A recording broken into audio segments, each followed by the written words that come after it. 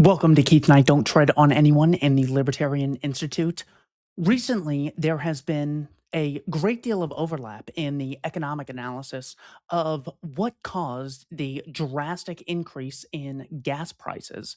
There was such a clear correlation between Donald Trump and Benjamin Netanyahu launching the war in Iran, the blockade in the Strait of Hormuz, and an increase at the price of gas for basically all Americans.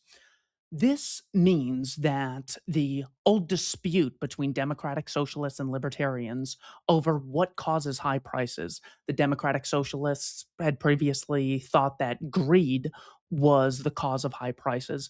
Libertarians generally saw restricted supply or supply and demand in general as the cause of high prices. When it comes to why the prices are starting to come down, it's very clear that the restriction of the supply of gas is what caused the prices to rise. This is an obvious example of government intervention restricting the supply of something and the cost drastically going up, making all of our lives worse. In this case, it was obvious. When the government does it with housing, healthcare, and schooling, it's much more gradual, and it's harder to see a clear correlation between cause and effect. With that, I want to propose 64 reasons why I oppose democratic socialism in principle, because Mamdani is gaining some success in New York. I want to explain why I don't advocate democratic socialism and think the free market, capitalism, voluntary exchanges are superior. To address the definitions that I'm using, communism is the abolition of private property. Socialism is the institutionalized aggression against all private property and all contractual exchanges. Capitalism being the institutionalized recognition of private property and non aggressive contractual exchanges between private property owners. The democratic socialist aspect of this is meant to differentiate between a monarchical, authoritarian form of socialism and a much more centered focus on things like referendums and popular votes being the result of legislation as opposed to a single political actor. The first argument against democratic socialism is the argument from hyper-individualism. Consider two grocery stores. One grocery store says food is vitally important for human beings. Therefore, everyone in the community should be forced to shop, fund, and invest in that grocery store because food is necessary for life. So everyone by law must send money to this grocery store. The other grocery store is one that says, we want to make money. What we're going to do is have investors invest in buildings. We're going to build up a facility. We're going to hire people and we're going to charge money for the products we sell. And if people want to come in and potentially buy something, maybe buy a few things, maybe buy a lot of things, they'll be able to do so if they choose. If we're not able to make a profit, we'll go out of business. Which of those two grocery stores is more selfish? Which one is more individualistic, only thinking about themselves? The one that doesn't give you the option of not funding them, or one that says, here's an offer. If you value what we produce, please exchange money for what we produce. It's very clear that the grocery store that allows you to actually opt out of funding them is much more involved in the concept of cooperation or mutually beneficial voluntary exchange. And the selfish one is the one who says, we are so valuable that we should get your money with or without your consent. The unconsensual grocery store is much more analogous to how socialists see the world in this hyper individualistic way, where they say that my education ideas are so vitally important, everyone must be forced by law to chip in for supporting this operation. Anyone who doesn't chip in, I support the police coming to their house and putting them in jail basically for not chipping in for their education plans, for their healthcare plans. This is the epitome of hyper-individualism, only thinking about yourself, not thinking, could there be a non-nefarious explanation for why someone would not want to chip in? Could it be maybe they don't like this idea? They like the idea of chipping in for stores in general. They just don't like my specific one. The socialist only looks at their own desires and says, to hell with what other people want. I'm going to use the state to force my neighbors to chip in for things whether they want to or not.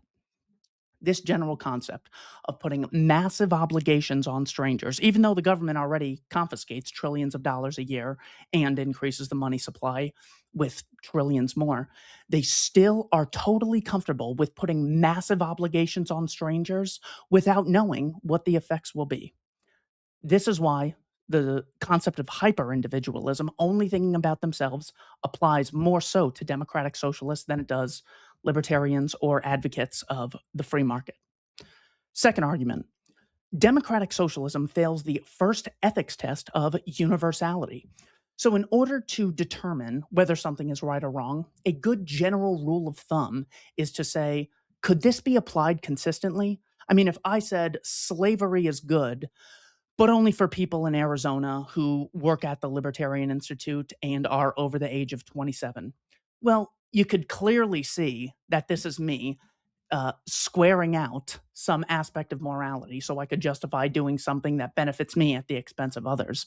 So it's not a perfect test, but it's a good general rule. If I said hitting women is fine, you might say, well, why just women? Why shouldn't anyone be allowed to hit anyone else? If I said, yeah, bombing people in the Middle East is fine, but if America should never get bombed, this blatant inconsistency, this universality test, you should be able to see, well, it's not really a good rule if you can't even apply it consistently.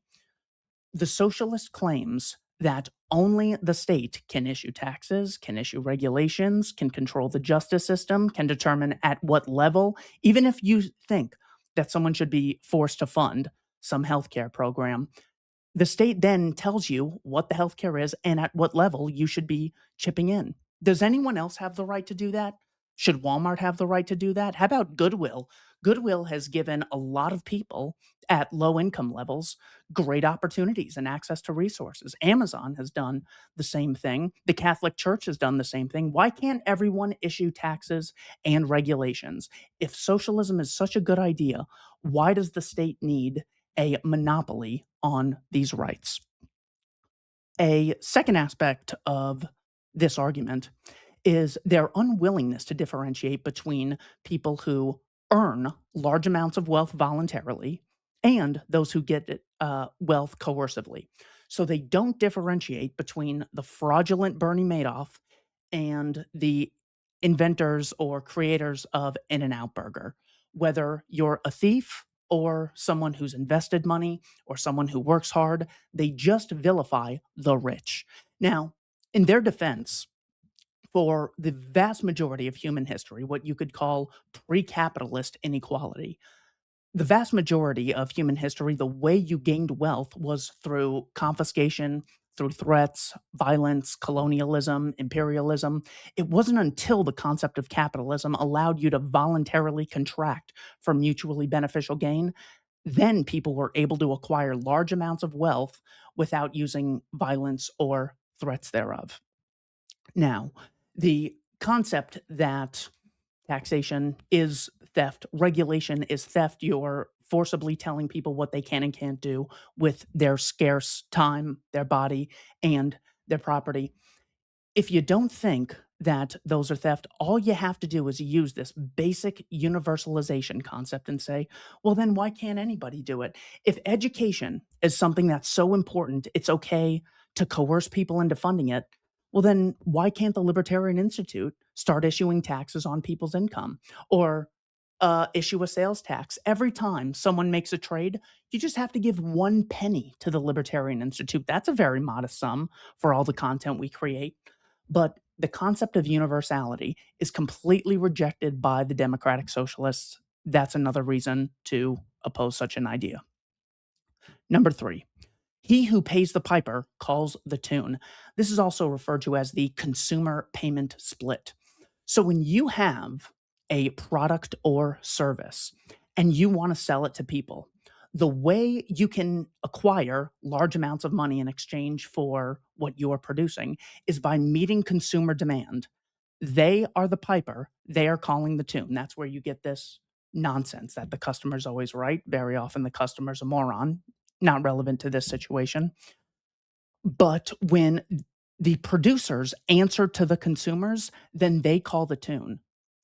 They can only get products and services in exchange for the money that they choose to give you. This creates a harmonious situation. You produce something, if they value it, they give you money, and the cycle continues. But if instead you have something like healthcare, housing, education, instead of the person consuming the item being in charge of whether or not the producer gets the money that they have, if they instead answer to politicians and bureaucrats and regulators, this means the person who gets the product is not the same as the person who's actually paying for it. So you're channeling producers' scarce time and energy away from meeting consumer demand, and instead you're going to focus on pleasing politicians. A University of Nevada, Las Vegas economist said, governments are constantly at war with customers. Private firms are constantly courting the customer, always eager to increase sales. This is something we see in the real world. If you don't believe governments are constantly at war with consumers, consider the fact that they demand that you pay for things, and if you don't comply with their demands, you will be met with the police force, and you might have to serve jail time for not chipping in to what the state wants you to chip in for. This is very similar to how states will deal with other states, make unilateral demands, say, if you don't comply, we're going to use aggression against you. That is why it's legitimate to say governments are at war with their customer base. That is not the same in the voluntary sector. This concept was summarized by Chris Coyne and Abigail Hall in their book, Austrian Economics: An Introduction, saying, once government policymakers normalize discretionary interventions into markets, private entrepreneurs are incentivized to turn to political institutions as a source of profit. Private firms shift resources away from satisfying private consumers to influencing government policies in ways that narrowly benefit themselves, in contrast to the market process through which producers gain only by benefiting customers. The use of the political process to gain wealth results in producers gaining at the expense of the citizenry. Argument number 4. The welfare state turns humans from assets to liabilities. So if you have a society where people can only exchange value for value, where things are done on a voluntary contractual basis, any additional human, whether through migration, emigration, or new humans coming to existence by being born, those are all potential people you can cooperate with, you can trade with, people who can work for you, people you can work for.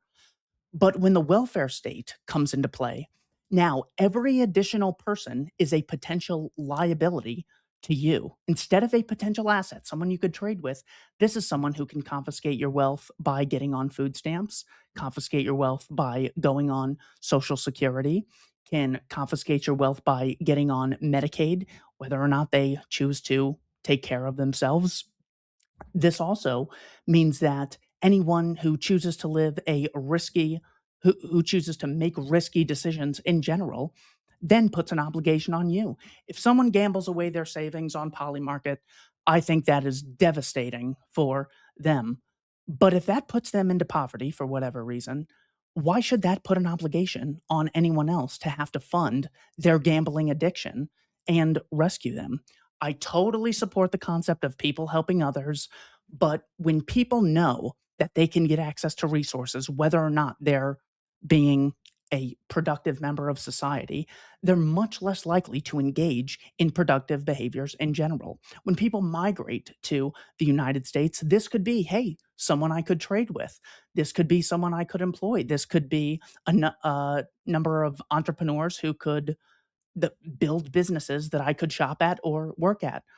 But now, with the concept of the state being so big and so influential, if enough migrants come over and they all have some ideas of what the state should do, maybe they like Sharia law, then they can actually influence the state at my expense. So instead of immigrants coming here to cooperate, be productive, and assimilate and be productive, they could come over here with demands and start imposing their will unconsensually on the domestic population.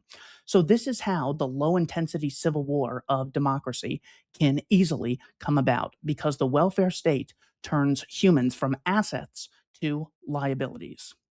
Number five, the against me argument. This was popularized by the philosopher Stefan Molyneux. This is his attempt to say, we can have a bunch of empirical arguments about the efficiency of socialism, the calculation problem, a number of things, whether or not you think the Soviet Union or Pol Pot or Mao was socialist or maybe only define it as Sweden.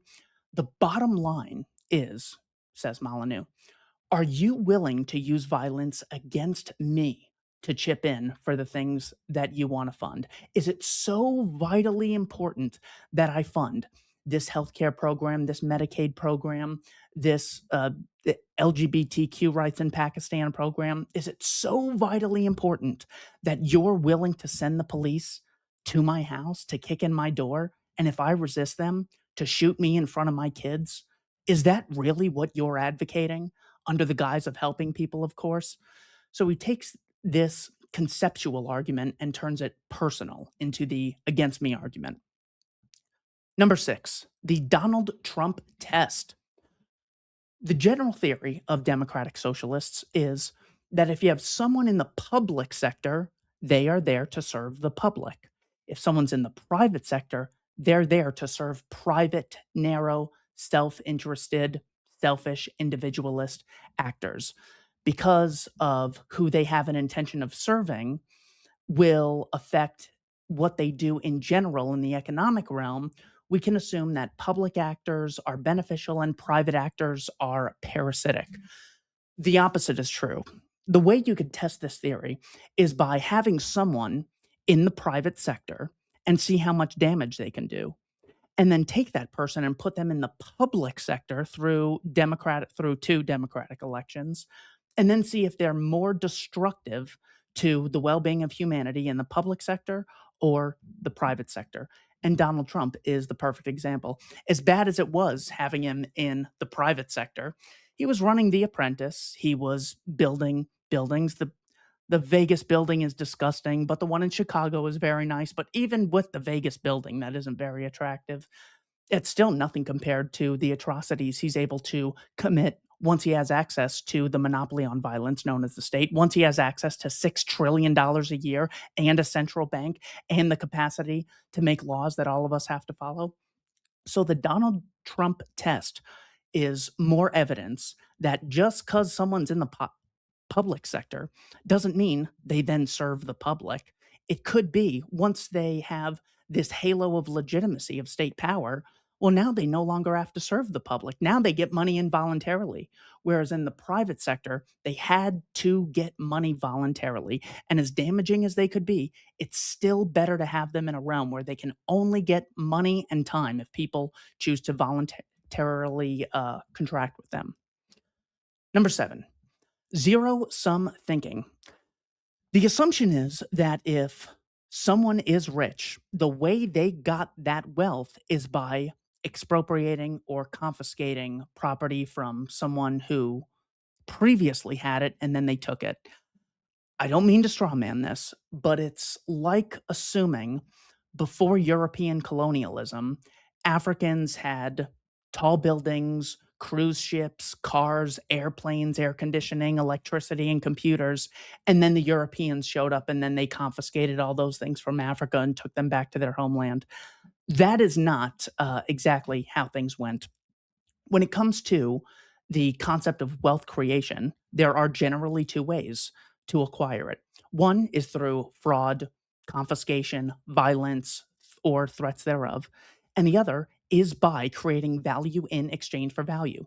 So the fact that some people have more than others is not proof that an unjust interaction has occurred. It's as ridiculous as saying, more people watch LeBron James than watch me. Therefore, LeBron James is benefiting at my expense. Very seldom have there been large increases in productivity that have not benefited more people than the initial entrants, those who initially entered the market and were the first beneficiaries of such productivity. For example, it was not only computer programmers who benefited from computers or the internet, it was people at large. It's not only farmers who benefit from the concept of farming, anyone who consumes products made by farmers can benefit from them. It's not only factory owners who benefited from the Industrial Revolution, it was the average person. It's not only furniture makers who benefit from the concept of furniture, it's anyone who purchases furniture or works in the production process of making furniture available to the masses. So, this concept of zero sum thinking, assuming someone else's win, necessarily means on the balance sheet there's a loss from someone else. It could very well be the case that this person got wealthy as a result of meeting so much consumer demand that consumers repeatedly, over time, continuously channeled their scarce time and money to this capitalist, investor, entrepreneur, etc. Number 8, you seldom make people better off by forcibly depriving them of options. Many democratic socialists will look at people in third world countries who work in sweatshops, or they'll look at children engaged in child labor. Of course, they never count government schools as child labor, which obviously they are. In fact, they're worse because you don't get paid when the kid goes to government schools. The parents pay through taxes. So actually, child labor would be a general improvement from government schools because you also get on the job experience, and government schools tend to be a waste of time. But just looking at this concept, you seldom make people better off by forcibly depriving them of options. When you see someone working at a sweatshop, the reason they worked there is not because they used to be wealthy and then the capitalists came along, offered them a bad job, and they were so simple minded that they just took the bad job and now they're in poverty. It's usually they were in such dire poverty that this job is their best available option. So instead of saying, well, the state should make bad jobs illegal, it's much better to have a competitive marketplace where there's so many employers that these workers have a large number of options. So, taking options away, the obvious example would be President Obama. If you like your healthcare, you can keep your healthcare. And then, after the law passed and a number of people lost their healthcare, he said he was still doing it for the greater good by forcibly depriving people of something they voluntarily chose. Number 9 is the monopoly contradiction. Generally speaking, voluntarily funded competition is superior to a coercively funded monopoly. The monopoly contradiction is that the democratic socialists will say, if there were a monopoly on computers or construction or water bottles or matches or ovens, there would be higher prices than there otherwise would be, and there'd be worse quality. The consumers would be at the mercy of these producers who would exploit them for their own personal benefit. And that is probably correct. That is something that could happen, which is why competition is so important.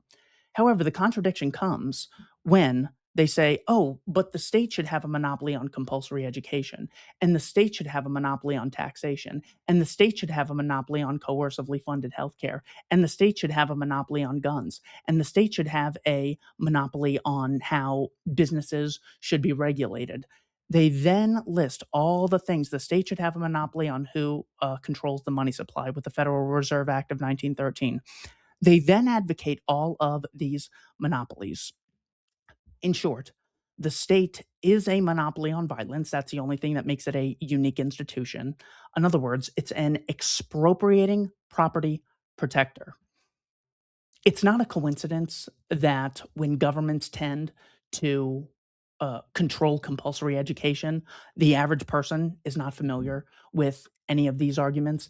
It's not necessarily that there's a nefarious plot at work here, but it's just outside of the average person's realm of willing to consider statements against their interests. So when a teacher is teaching about the Industrial Revolution, there's just an inherent bias knowing my salary comes from the state. The state is generally a good institution, so I'm not going to bash it, but I am going to expose these other crimes that my students need to be aware of. This monopoly contradiction is so vitally important because anytime the state produces something, it has a monopoly with regard to its coercive production. It doesn't mean that the state has a monopoly on all education. Anyone with access to a computer has access to private education, but they do have a monopoly on the concept of being able to produce those goods by getting coercive funding through taxation. That is the monopoly contradiction. Number 10, vilifying producers. It's generally seen by democratic socialists as the people who are oppressing us are the people who own a lot of factories, who have a lot of property, who have a lot of institutional or social power, and they're the ones who need to be vilified in society because they have stuff, we want it. Even if it's for a low price, that's still exploitative. We should just immediately have a right to it. But consider two people. One person voluntarily offers you a product or service. Let's just take food, for example. One person's offering you a pound of beef for $30. Ridiculous. Just trying to squeeze every last dime out of you. That's bad. But what about the person who offers you no food? This person is usually referred to as by the Democratic Socialist as a member of the 99%, a proletariat, a comrade. They're someone who is on your side. The bad people are the ones voluntarily giving you access to jobs, products, services. I can't tell you the number of times a democratic socialist has told me I'm being exploited by my employer that I voluntarily contract with, while they offer me no job, no products, no services, no food, no healthcare, no housing. The only healthcare access they gave me to is, hey, I have some advice for you. Stay inside for 2 years, wear a mask, and just wait for the vaccine to come out. That's the most benefit I've gotten from the democratic socialist ideology. So even if you have a price gouger, you have the guy offering you 1 pound of beef in exchange for $30, just totally ripping you off. At least that high price sends a signal and an incentive to other producers to come produce beef and become a competitor in this market. Still, the person offering you nothing, who is a Netflix watcher, who's a YouTube all day watcher, who scrolls on TikTok, they're not offering you anything. So, by vilifying producers, they make it more costly and less socially acceptable to be a producer in society, which means we have fewer options than we otherwise would in the realm of producers to choose from. That means less competition. That means more oligopolies. That means higher prices. That means less employment opportunities. That's why it's so destructive to vilify producers. Number 11, competition protects consumers and workers better than regulation does. Doesn't mean it's perfect, it means it's better than the state engaging in regulation. Usually, when the democratic socialist makes an argument against capitalism, they will refer to harsh working conditions in the Industrial Revolution or maybe harsh working conditions in the present. They completely ignore the history of government workers being mistreated. The obvious case would be government's unwillingness to engage voluntarily with the working class and engaging in military conscription. So, in the case of the Industrial Revolution, as bad as the situation was, it was probably better than what people had on farms, which is why they went to the factories in the first place. And it was a hell of a lot better than what the government was offering with their involuntary labor between 1861 and 1865. More than 1 million men got their limbs blown off in permanent casualties, and there were roughly 600,000 deaths. When OSHA is doing these analyses of workplace deaths, well, do they count the members of the military who were sent to Afghanistan on a lie, sent to Iraq on a lie, sent to Syria on a lie? Those are all working class deaths, but they're not in the private sector, they're in the government sector. So all the people who have been conscripted by governments, that needs to be accounted for when you're saying who's here to really protect the working classes.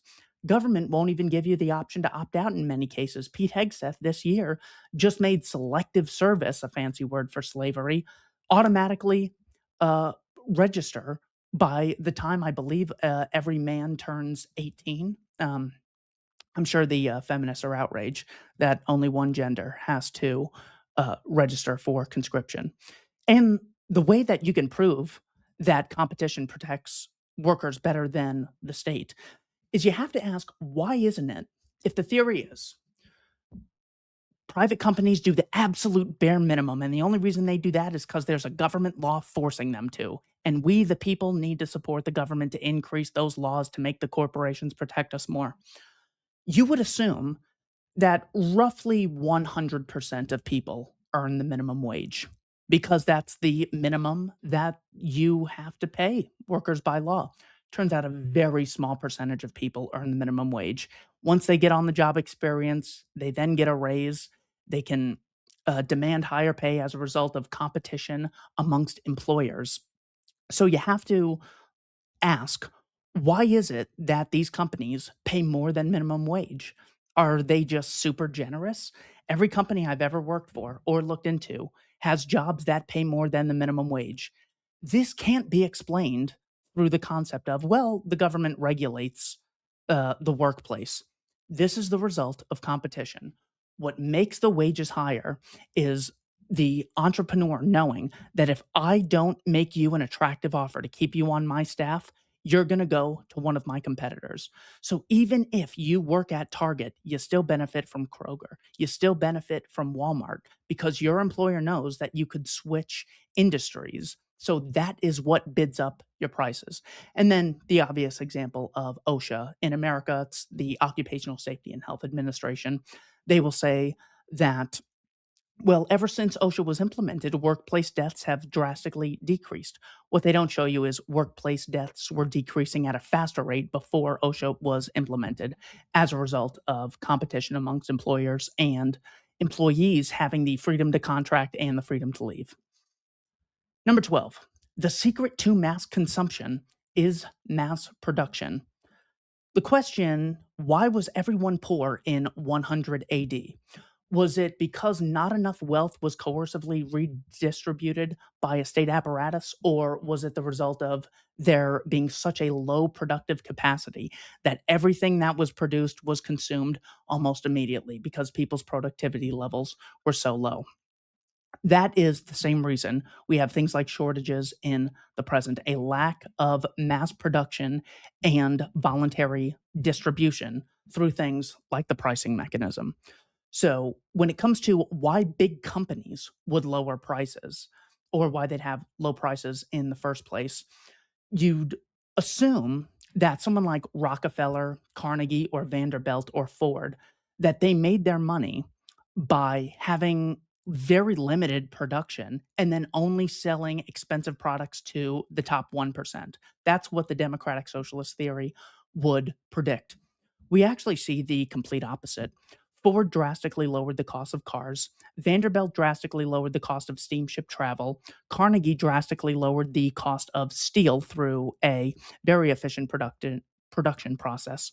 Rockefeller drastically lowered the cost of oil. And that was not just something that occurred 150 years, 100 years ago, but in the present, we see very big companies like Walmart and Amazon getting rich only by first engaging in mass production. The same thing will apply with healthcare and housing. The secret to mass consumption is mass production.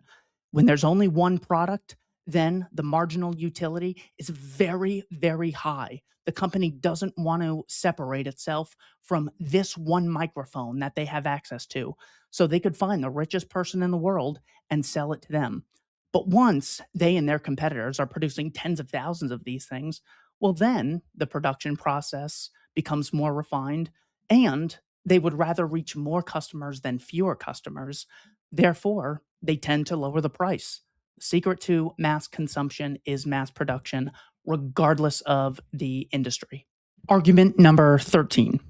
Why do private prices decrease? I mentioned at the beginning, we've seen the cost of gasoline increase and decrease in the last couple months. We saw the price of eggs last year drastically increase and then drastically decrease. If the thesis by the Democratic Socialist is things, when they're privatized, go up and up and up in price, then how do they explain prices that fall? In the case of things like healthcare, the assumption is it's privatized, therefore we have high prices. But all these other things are private. Even if you look at the cost of things like LASIK eye surgery or cosmetic, things like breast implants, knee replacements, they're extremely expensive and primitive right when they come on the market because they take a lot of research and development. But over time, because things like LASIK, things like cosmetics and elective surgeries went outside the realm of insurance because they weren't considered necessities, they were considered electives. Those have increased in quality and decreased in price. These are things within the healthcare sector that we see decrease in costs. But other things that people use all the time, things like Tylenol, NyQuil, Dayquil, all of those things are extraordinarily cheap and they're privatized and you can just get them over the counter. There's no law saying you have to get a prescription from a doctor. Doctor needs a license. Doctor needs first to go to 4 years of college and then has to go to medical school afterwards. All of these things put hurdles between producers and consumers. The more hurdles you put between producers and consumers, the fewer people you're going to have willing to go over all those hurdles. The fewer people you have willing to go over those hurdles, the smaller your supply of doctors and pharmacists will you have. So that's what shrinks the supply. That limited supply leads to a very high cost of products and services. It's an issue with supply. But other things that are very cheap, things like Facebook, as far as I know, it's free to create an account on Facebook. An account on X is free. Think of the concept explaining to your great great grandparents the concept of Facebook, being able to reach millions, potentially billions of people throughout the world, see what they're posting, communicate with all these people in many different languages, and the app automatically translating. If you would explain to a democratic socialist 100 years ago, this thing is going to exist and it's going to be privatized, they would think that the average cost to create an account and it'd be like, what, $1 million to get an account. And then they'd charge you like $100 a minute because they're just so greedy and they're privatized and they can charge whatever they want. Turns out Google is free. You can research basically anything you want for free. Now Grok on X is free. Also, I just set my grandma up with it the other day. I used to have to pay $84 a year for it, and now that's gone down in price. How does the Democratic Socialist who says the problem with healthcare and housing is that it's privatized, therefore the cost goes up, how do they explain things like computers? How do they explain Google Maps being so cheap? Now, notice when they respond, well, what they do is they have advertisements on X and Google and YouTube and Facebook. That just means that's one way for them to get money. Why don't they get more money by charging $100? These are the oligopolies you're telling me I need to be so afraid of. But still, you can voluntarily use them. You could opt out. You can use them as much or as little as you want. These are amazing inventions that you can voluntarily choose to use. They're available to the masses. We could have the same thing with with health care, housing, and education. All of these would be much more affordable if the state was not artificially restricting the supply while subsidizing the demand. One of the things that keeps the big companies on their toes, still trying to please consumers, why is Apple, with all of its market share, still trying to sell products to the masses and not just the 1%? Like, I could see how the Democratic Socialists would say, yeah, Lamborghinis are just, they're a private company, so only the 1% can afford them.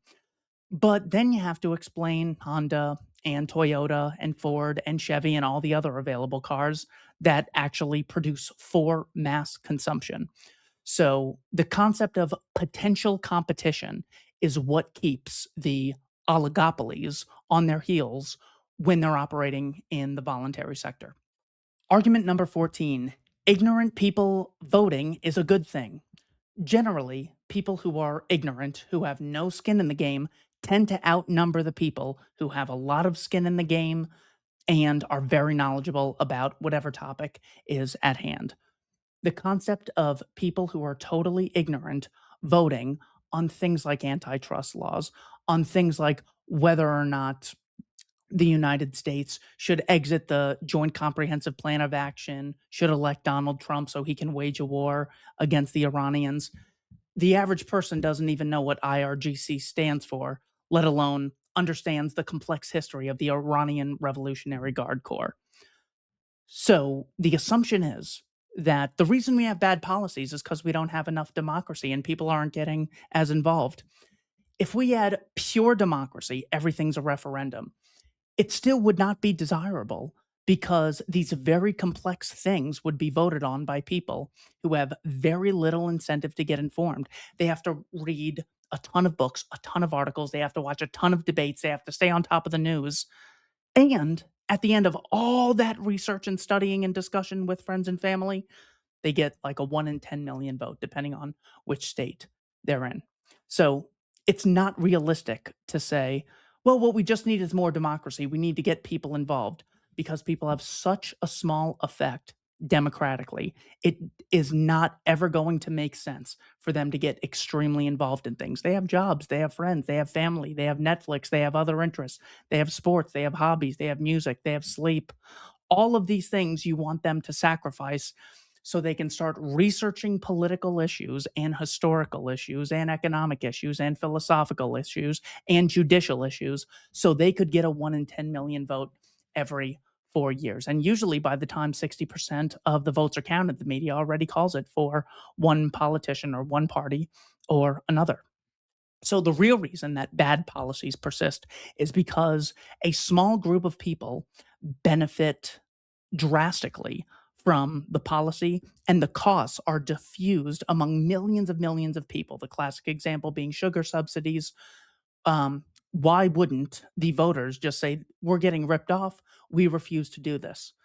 Well, you would have to take the day off work, go protest down at your state capital, or maybe fly to Washington, D.C. You'd have to make phone calls, knock on your congressman's door, write letters, and this is just for one issue. So, because of the concentrated benefits and the dispersed costs, these policies tend to persist. That is very different from the democratic socialist who says, we just don't have enough totally ignorant people voting on things.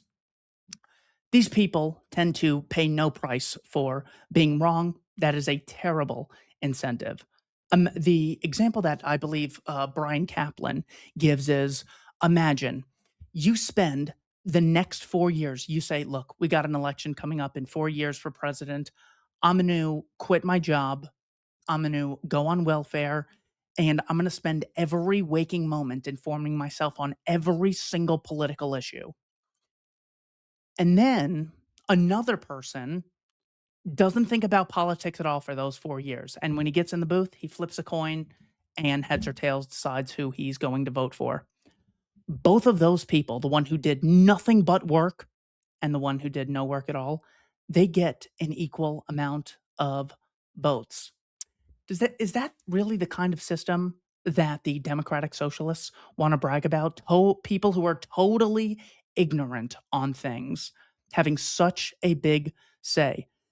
Because you have only 1 in 10 million vote, it doesn't make sense for you to allocate all that scarce time to getting informed. This is generally referred to by Dr. Kaplan as the myth of the rational voter. The concept of voting. Imagine the following scenario. We have one person who says, if you want to become a plumber, you need to get a license from the state in order to get a job that you want to do 8 hours a day, 5 days a week for the next 30 years of your life. You are forcibly telling him what he can and can't do with his own body, scarce time, and people he voluntarily contracts with. You're saying you must get a license. If you're caught doing this without a license, you'll go to jail. Now, compare that to how the democratic socialists might respond to, well, you should need a license to vote. Well, immediately they say, well, how do you decide who gets a license to vote? And the answer could be there would just be a very complex test to make sure people who are very informed are the only ones who get to vote. And immediately the Democratic Socialist says, but who's going to write the test? No matter what the questions are, they're going to be extremely biased. Only a few people are going to choose what's on this test. It's going to crowd out the ability of people with fewer resources to join the voting pool. But the same exact thing applies to all the times you advocate licenses and regulations for people in the voluntary sector. The difference is you're actually affecting the plumber when you tell him he can't become a plumber until he gets a license. If you took someone's voting right away, they would never even notice. If instead of putting the ballot into the ballot box, it was put into a shredder and no one looked at it, it would make no difference on the outcome and the person would never know.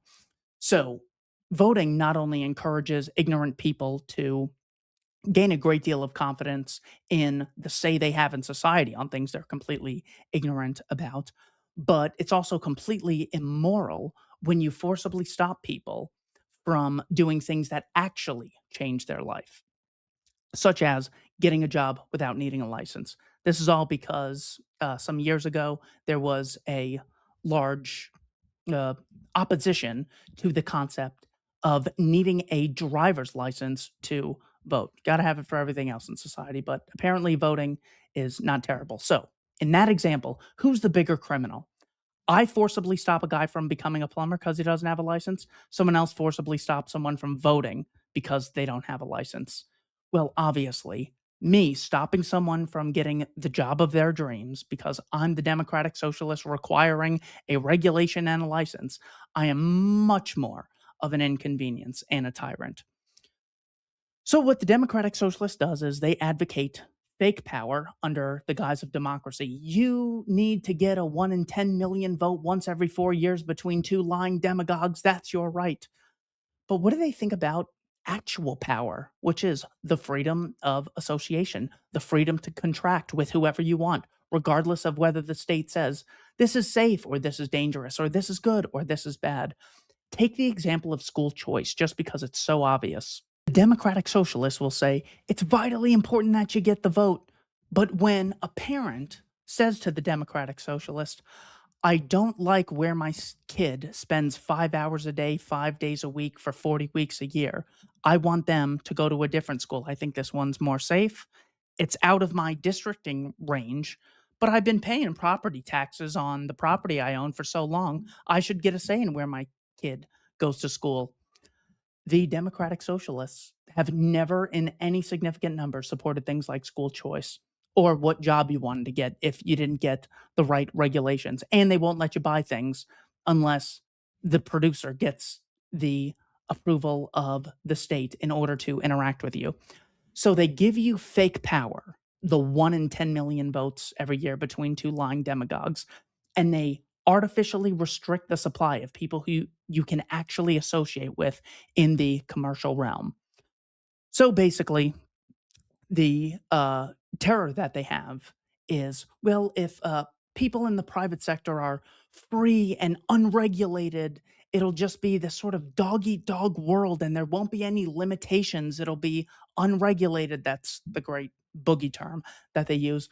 But we already have unregulated markets when it comes to things like free speech in general, unless you're advocating violence or incitement to violence or using threats thereof, then you can basically say anything you want. Of course, there's limitations on that, but you don't need extra laws and regulations. You don't need 100 regulatory agencies in the financial sector to make sure people aren't advocating violence. Same thing goes with the realm of dating. Here's the rule: consenting adults, everything else is fine.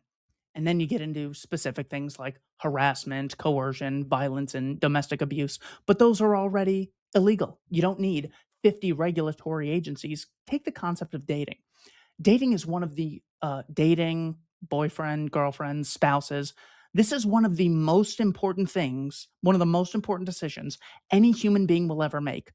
And it's left to basically this anarcho capitalist mindset of, hey, consenting adults, if they want to have a throuple, they can do that. If they want to see each other all the time, if they want to talk to each other nicely or talk to each other in a bad tone, that's totally justifiable. These are the rules of capitalism: self ownership, private property, and freedom of contract among consenting adults. All the libertarian is saying is the same rules you have for the dating market that we should apply to the economy. Decriminalize all capitalist acts between consenting adults. Number 15, the social contract myth.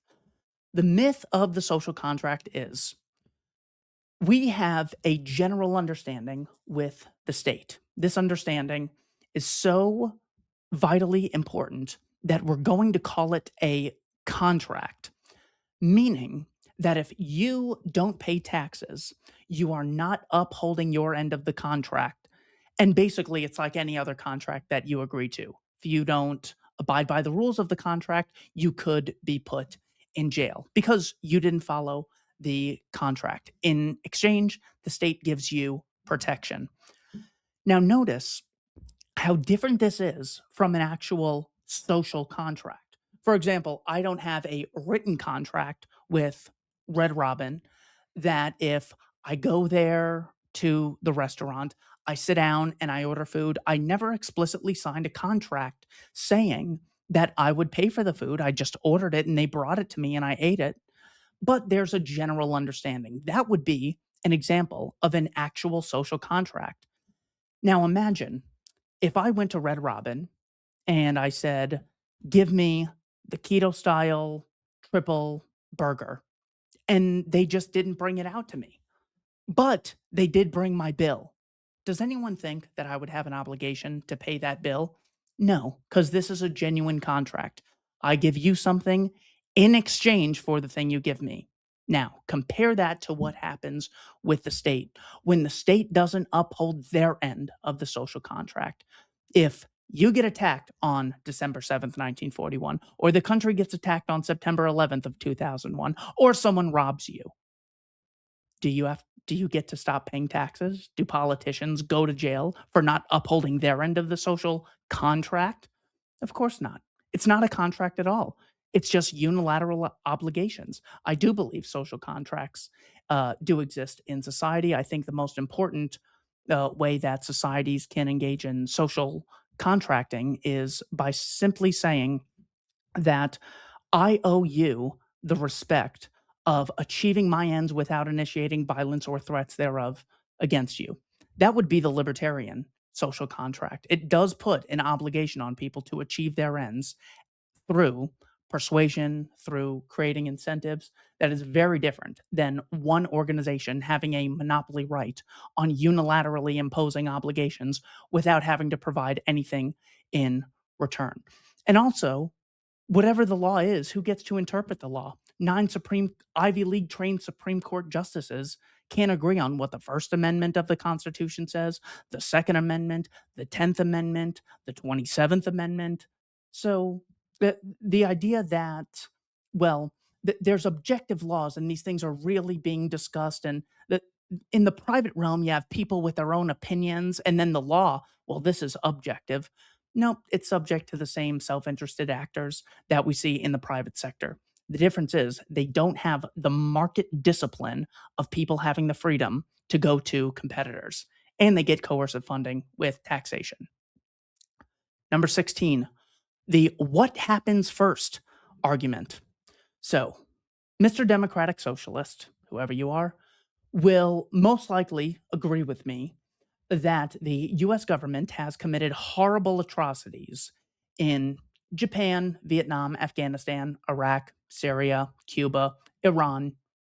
They'll go as far as to say that what the US was participating in with the Israelis by giving them bombs and weapons for the last 3 years in their massacres in Gaza, they will say that the US government is complicit in genocide, and right now they're completely blockading the country of Cuba, basically starving the people there, not to mention starving the people of Iraq throughout the 90s. And they will agree with me that the government does some of the most evil, psychotic nonsense in the foreign policy realm. They only really attribute it to, but they will agree with me on those things. Now, how does the same person go about justifying this same organization, the US government, getting more money to tax, getting more regulatory powers for the domestic population? If they had the power against us that they have against Cuba, Iran, Afghanistan, Iraq, don't you think they'd also treat us pretty poorly? It's literally the same congressman who will be making those decisions. So, what happens first in your world?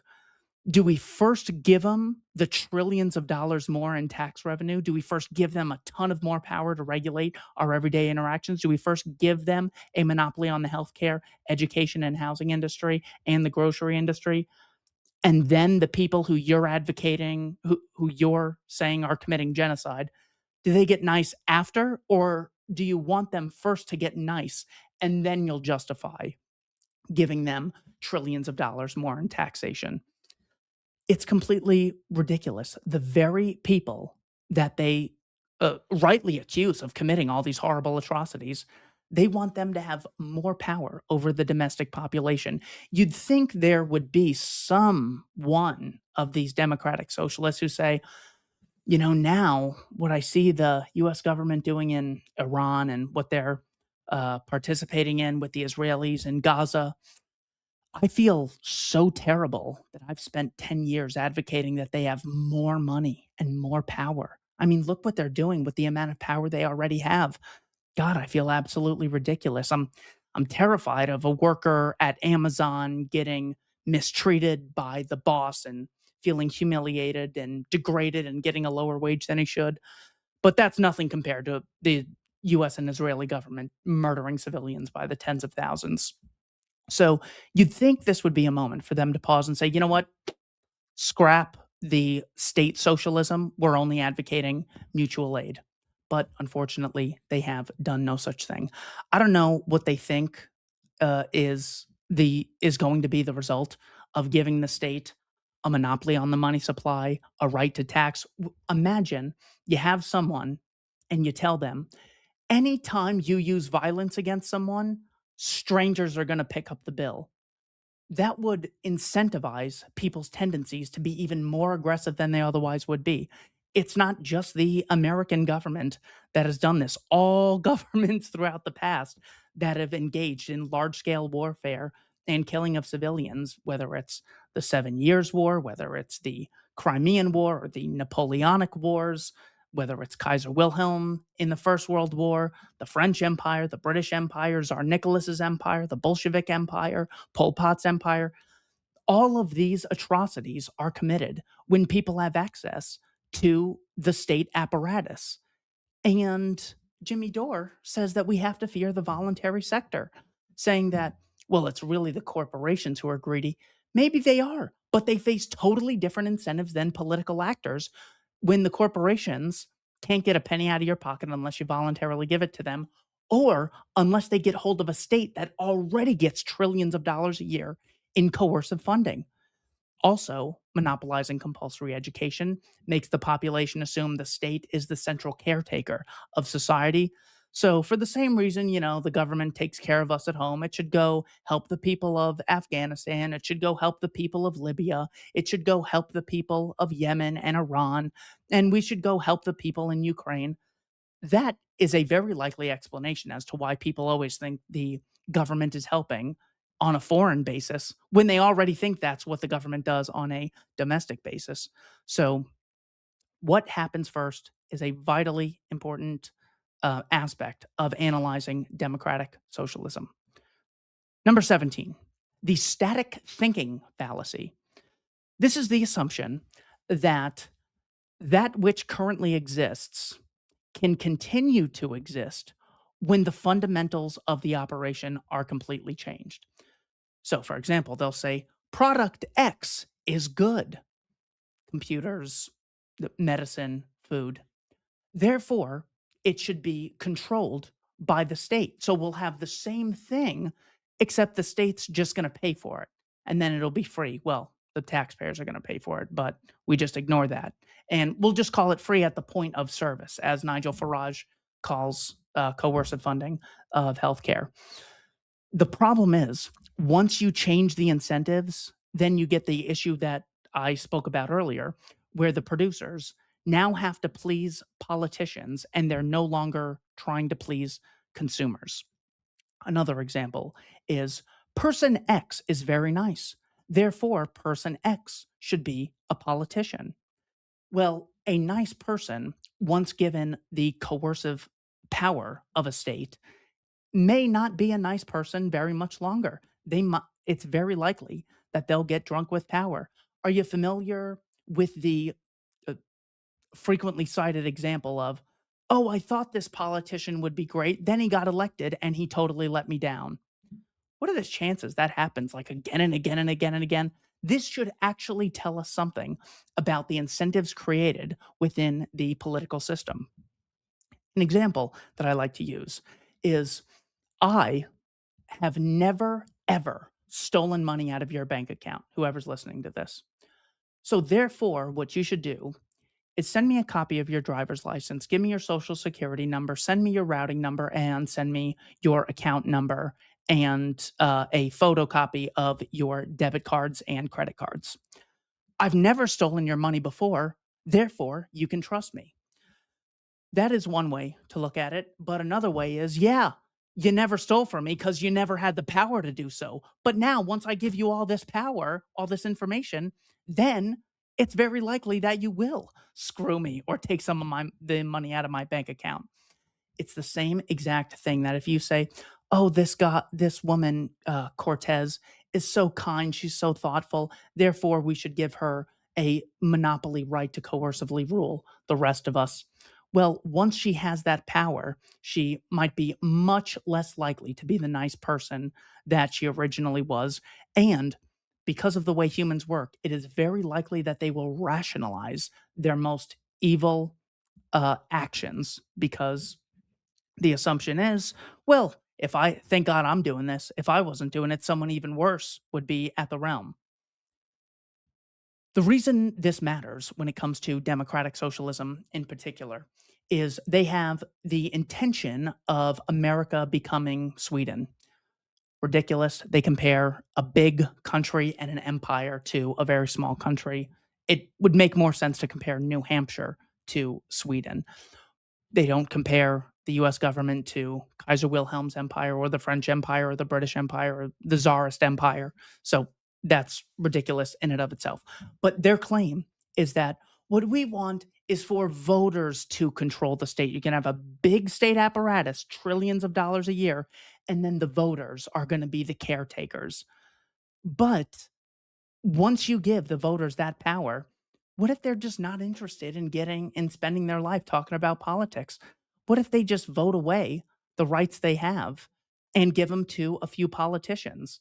Well, then you have the exact tyranny that the Democratic Socialist says they oppose when they're criticizing authoritarian socialism, such as Vladimir Lenin's or Joseph Stalin's or Nikita Khrushchev's operations in Germany. Any of those situations are very likely to arise because of the static thinking fallacy. They assume that that which is will continue even when the incentives of what's happening are drastically changed and in the opposite direction. Number 18, metrics for standard of living. When democratic socialists talk about standards of living, they will most commonly refer to wages and wage growth, or they'll refer to high prices. The best metric of a standard of living in a country is not GDP or wages. The best standard of living metric are time prices. This is the average amount of time a person has to work in order to access a product or service. This is how you can see if an economy is generally progressing in the right way. The reason the Democratic Socialist focuses on wages is because their idea is that they need a class consciousness to grow out of people. But higher wages doesn't necessarily mean anything good. That wouldn't increase production necessarily. You could just have a law doubling all wages. You could have had that in the year 1500. That would not have made the world a much wealthier place. So, because they don't keep both eyes on production when it comes to their attempt to measure standards of living, they completely miss the point. Another thing they do is they measure groups instead of measuring people. So they'll say the bottom 10% had very low wages in 1980. And then in the year 2000, the bottom 10% still had these terrible low number wages. Therefore, the state should monopolize the economy. Well, here's the analogy I would use to refute that. Imagine you go to a college in 1980 and you want to see the average age of the freshmen there. So you ask 500 freshmen, big sample size, and the average age of the freshmen is 18. And then 20 years later, you go back to that same exact college and you ask another 500 freshmen, how old are you? And the average answer is 18. One conclusion you can draw from this is people at this college don't age because they were 18 in 1980 and they were still 18 in the year 2000. The problem with this is those are not the same people. The people who were 18 in 1980 have now gotten to be 20 years older. They are different human beings that you're looking at. So when you're looking at the bottom 10% of incomes, we would expect basically there is always going to be entry level jobs that pay very low because people have very few marketable skills when they first enter the job market, and there's not a lot of employers who are trying to bid them away from their current employer with higher wages because of their lack of experience. So the people who start off getting minimum wage tend to get a raise afterwards because now they're a little more valuable to the company. Then they can start looking for other jobs once they get on the job experience and they get a few good references. So instead of looking at people when they're trying to measure standards of living, they just look at groups. Paul Krugman explicitly does this. That is not an accurate way to measure standard of living. It's as ridiculous as saying, well, 16-year-olds and 46-year-olds have really different incomes. This must be the result of people being discriminated against because of their age. But it turns out the reason the average 46-year-old gets paid more than the average 16-year-old is because that 46-year-old has more experience and creates more value for their employer. It doesn't make sense if you believe that all companies do is the absolute bare minimum and only pay the minimum wage. I know I had mentioned this earlier, but it comes to the standard of living metric. If the standard of living was not growing, we would see individuals at age 16 getting roughly the same income adjusted for inflation, if you exclude the state central bank. Um, you would see them getting more or less the same wage 30 years later when they are 46. That would be stagnated wages. But of course, that's not what you see. That's why there is a big disparity between 16-year-olds and 46-year-olds. Number 19, human beings are inherently self interested. This is why the concept of profit and loss incentives are vitally important. If you don't believe that first part, then you don't think the concept that people can profit by meeting consumer demand matters. You could say, well, it doesn't really matter whether we tax 1% or 90%. People don't really respond to incentives.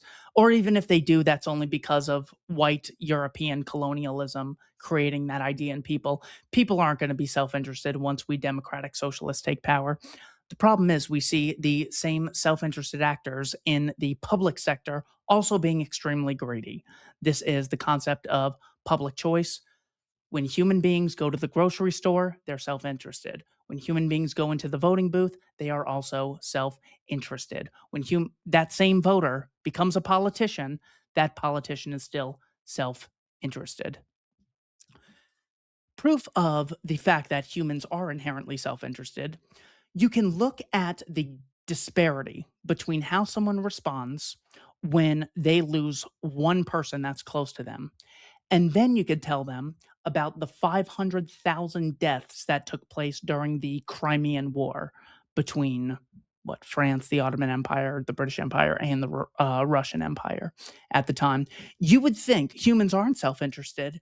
They'd get 500,000 times more sad at hearing about the Crimean War than they would about one close person that they know dying. Turns out the opposite's true. How do you explain that if humans aren't inherently self-interested? One way you could say that is, well, those 500,000 deaths were a long time ago. Well, according to World Population Review, 167,000 people die a day. Now, if you lost, think of the person closest to you in your entire life. If that person dies, are you going to think, well, yeah, it was them and 167,000 other people across the world today. It's going to be another 167,000 tomorrow. So what? Or are you going to be 167,000 times as more sad when you hear about all the other people in the world who died? This is not the way humans operate. Anytime you go to a restaurant, knowing you could live off rice and beans or just beans and a limited amount of beans to survive and just water, anytime you buy a luxury good, you're engaging in self-interested activities. Anytime you choose to take a nap or watch a movie, watch Netflix, watch YouTube, just read a book, enjoy time with your family, you know damn well you could be out building houses for the homeless. You could be at a soup kitchen, yet you could be donating blood.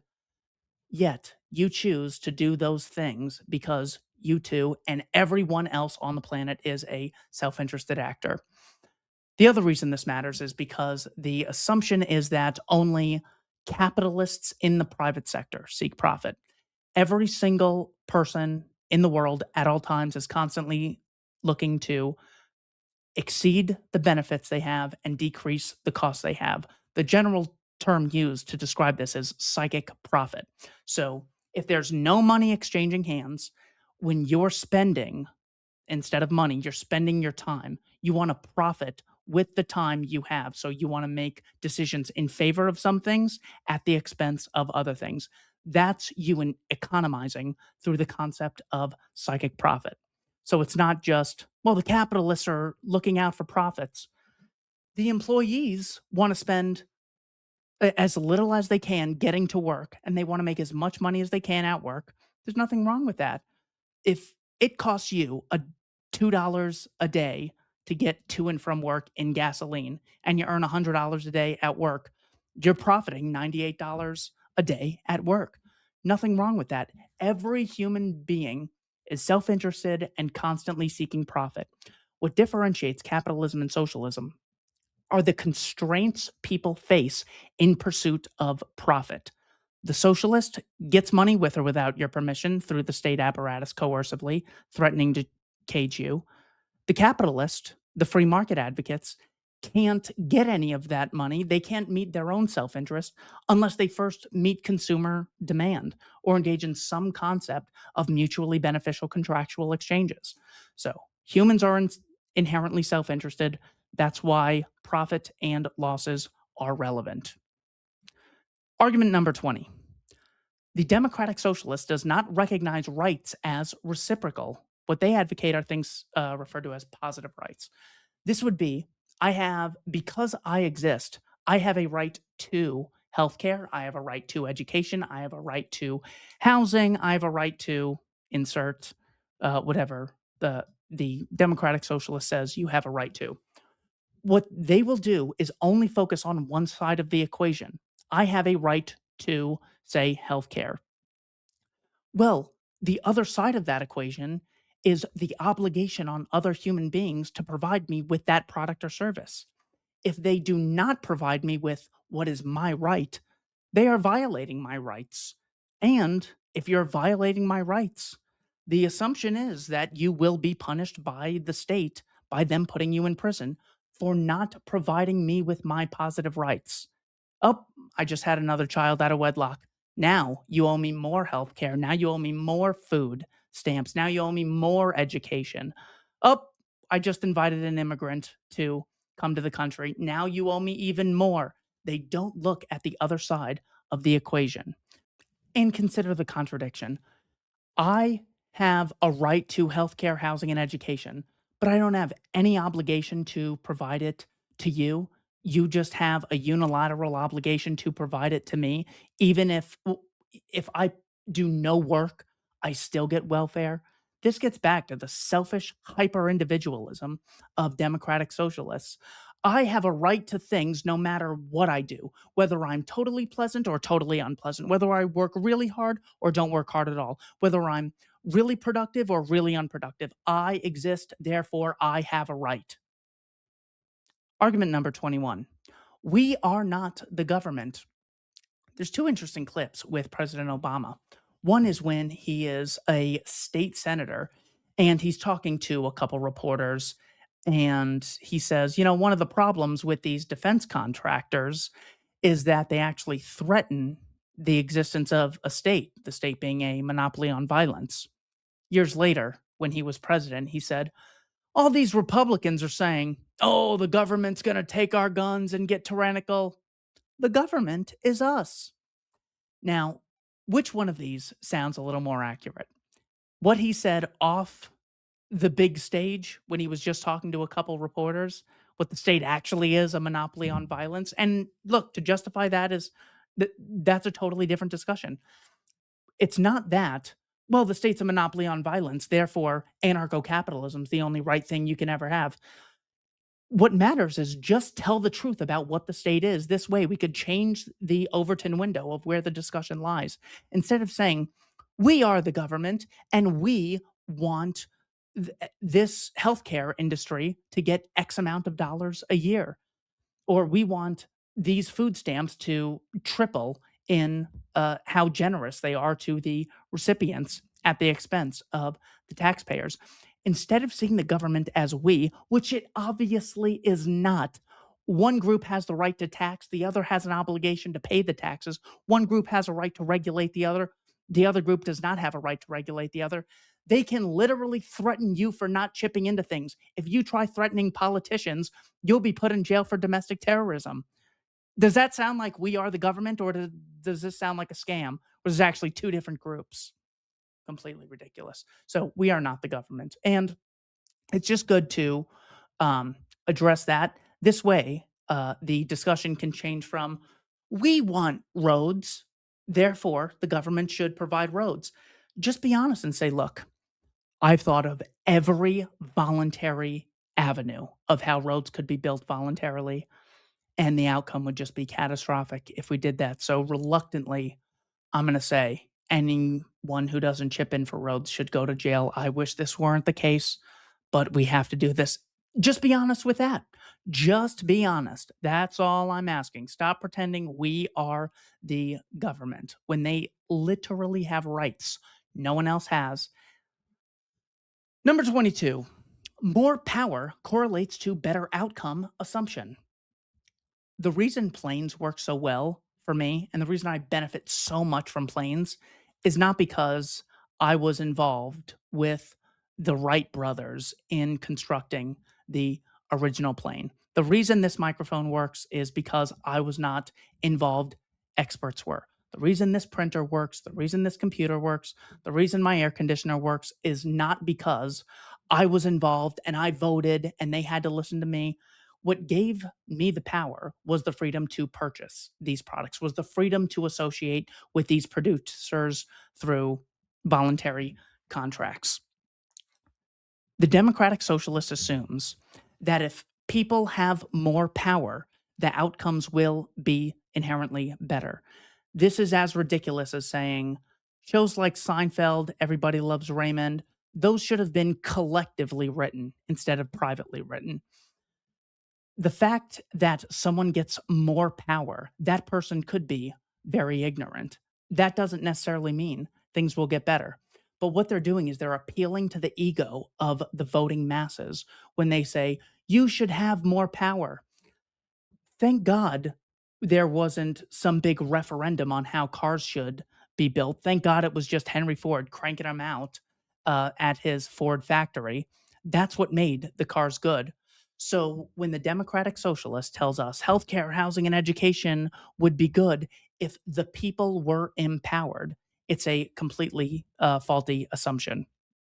Second thing they'll say is when it comes to the workplace, instead of there being bosses and employers who contract with you, you should have all the workers vote on things. So immediately you see how ridiculous this is. People with no experience and it's their first day on the job, do they get less votes than workers who have been there 10 years and know a hell of a lot more?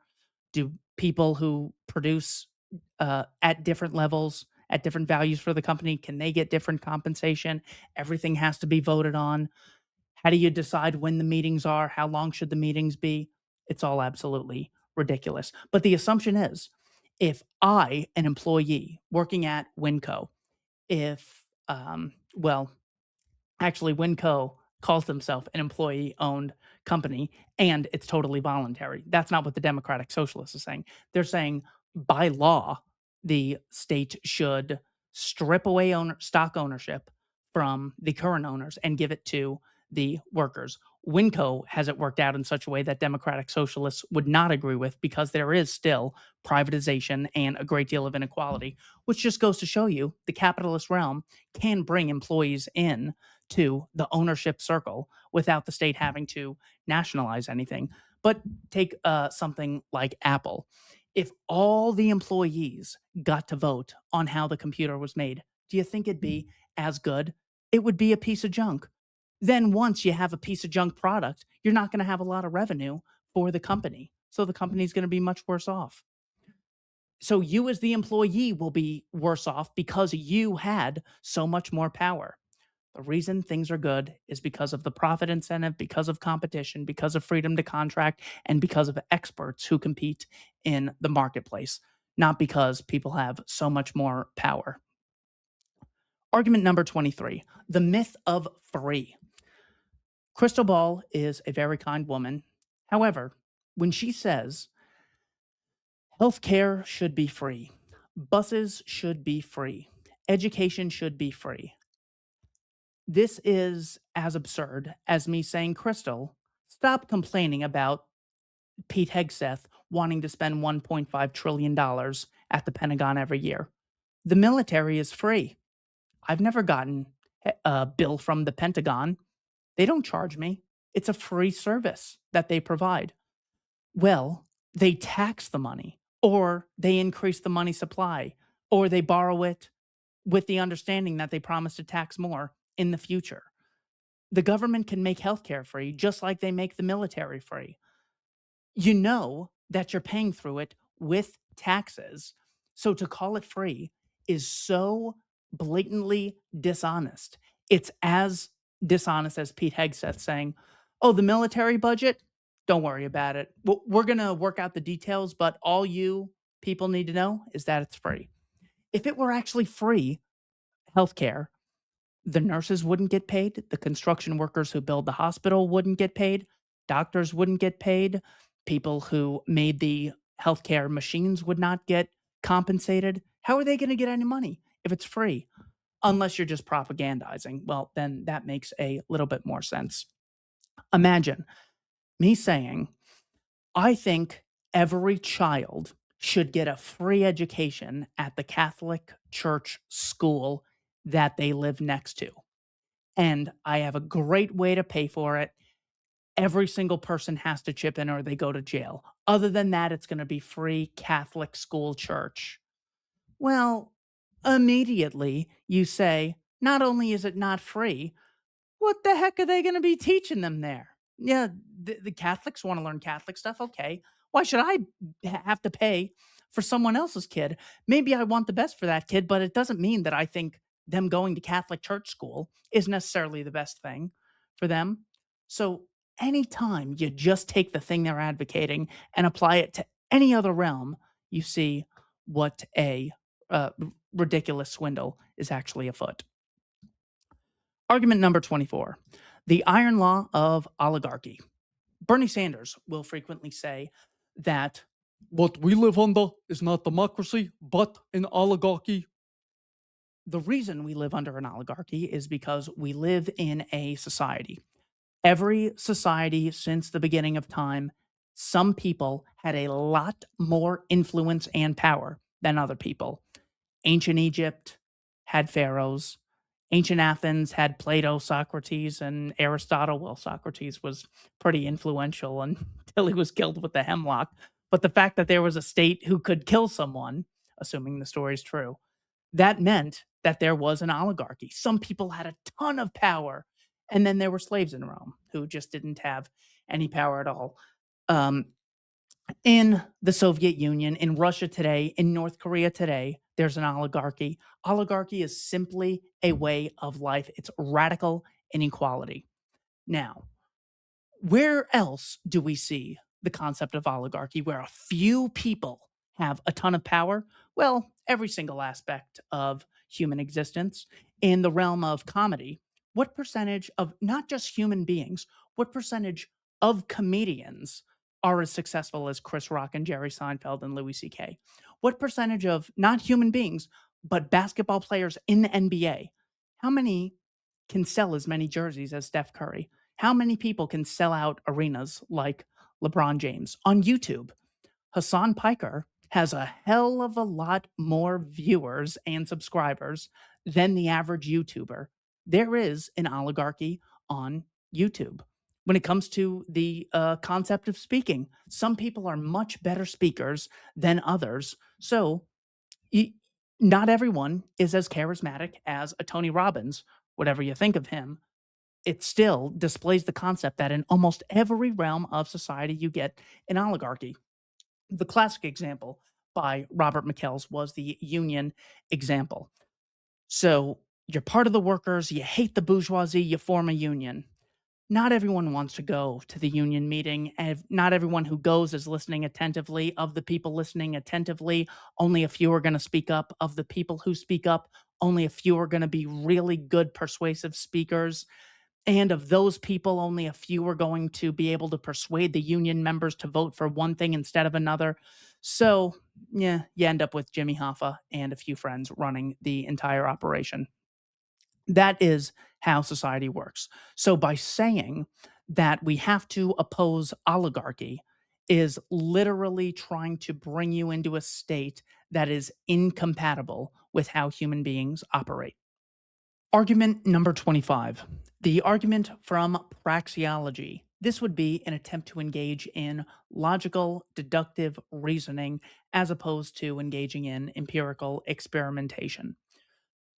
When the socialist puts more barriers between producers producing products and services and trading them with consumers through regulations, through minimum wage laws, you will get a rising cost of production. When it's more expensive and more costly to homestead property, to contract with people, to produce things, you're going to get fewer people in those industries. That will be oligopolies, that will lead to higher prices, that will lead to fewer employers, that will lead to there being fewer options for consumers than there otherwise would be. That would mean there's fewer options for employees, and you'll have fewer employers competing for employees. So you'd have lower wages than you otherwise would. Because you're making the concept of production more expensive, you're going to get less production. Because the democratic socialists makes contracting between consenting adults more expensive, you're necessarily going to get less of it. The democratic socialist understands this immediately. If you say, well, it doesn't matter what the cost of healthcare or housing is, people will just buy them anyways. They're totally elastic.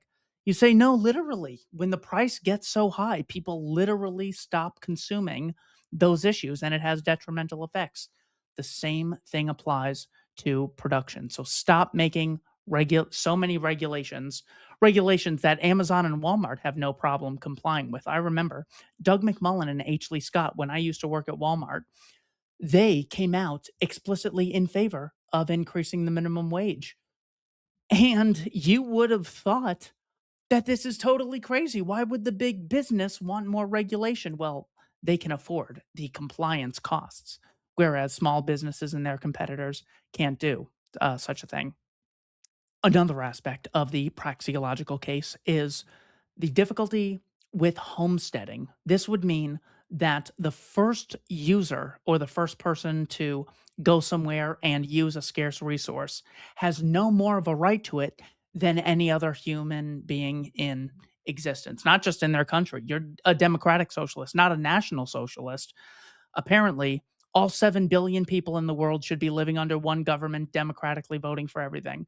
And if you don't believe that, then you're a national socialist. And I don't think that they would like that term. So they haven't even considered the implications of the words they use, democratic socialism. They usually mean national socialism. But consider the concept of homesteading. If I invest my scarce time and money trying to find out where oil is and get money from investors to build an oil well to extract oil, which then refines oil and gets it into trucks and gets those trucks to gas stations, I, the productive person, don't have any more right to those profits, even though I've done so very efficiently and made the cost very low, than anyone else on the planet. That's going to really disincentivize people to engage in production. So, a quote from someone who I won't name, let's just extract the lesson without engaging in ad hominem responses. In each type of socialism, it favors non producers, non users, and non contractors, erodes incentives, and hampers wealth creation. The greater the degree of socialism, property interference, the poorer and less just society becomes because both economically via reduced incentives and calculation failures, and morally via aggression. When you look at what socialism does to the moral fabric of society, having a society where people look at issues and say the government should step in and solve it. The first thing is it takes away the personal responsibility of what could I do to solve it? You say there's a big government, they got tons of money and tons of resources, they're going to take care of it for me. I don't even need to think about a solution. Having that generation after generation really degrades the intellectual capacity of a society when it comes to problem solving skills. This is why many people who go to college and get a degree get completely triggered at the slightest thing. This goes for the right and left.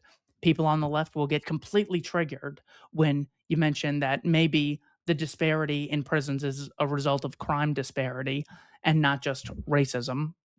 And then people on the right will become complete snowflakes when you say that you don't support the US troops going into Iran and killing civilians. They'll say, oh, how dare you question the troops?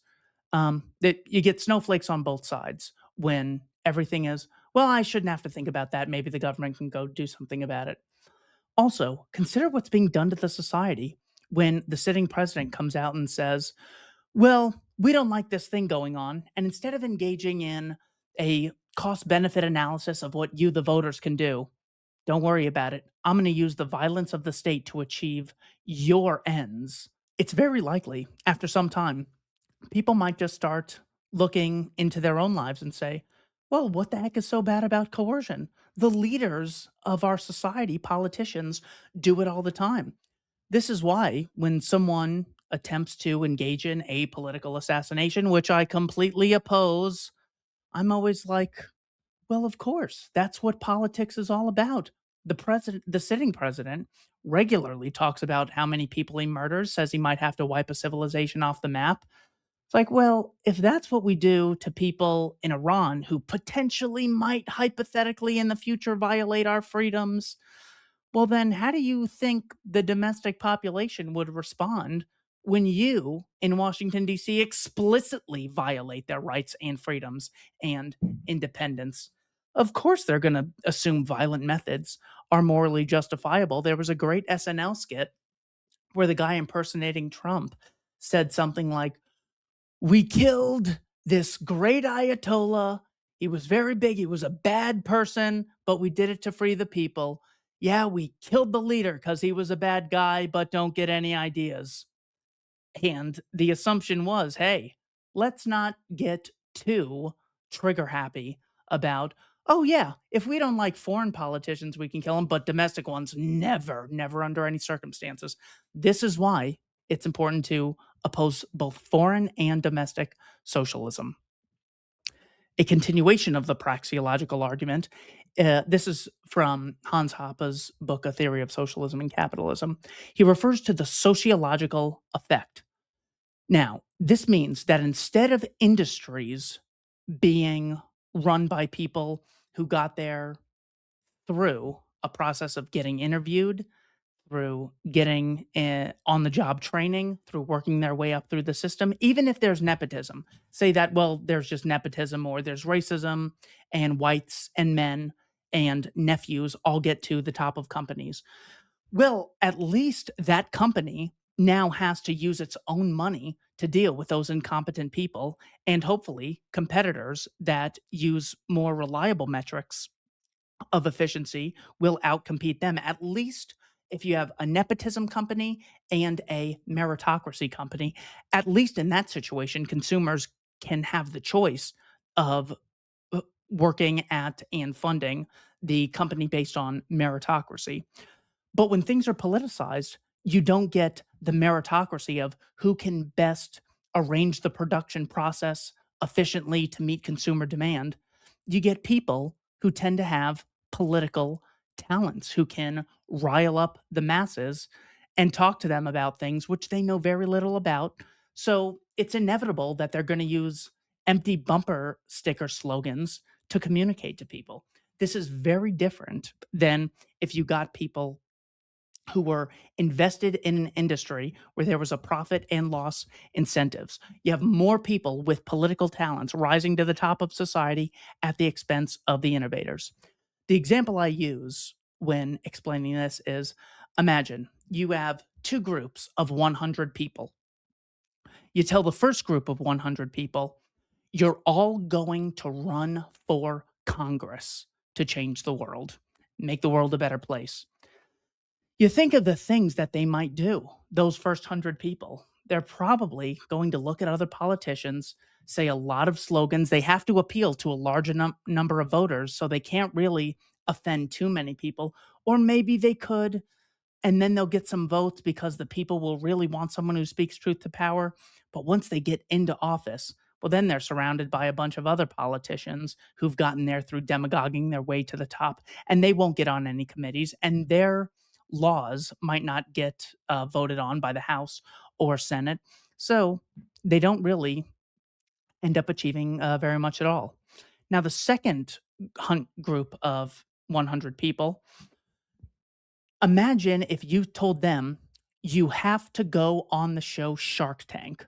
You have to come up with an invention, an idea, a business model that will appeal to investors. And those investors are now going to determine whether your product will sell to customers, depending on whatever customer base there is. Think of how differently those two groups of people are going to act. One is a heavily politicized group of people. The sociological effect will be they will develop political talents and turn into demagogues.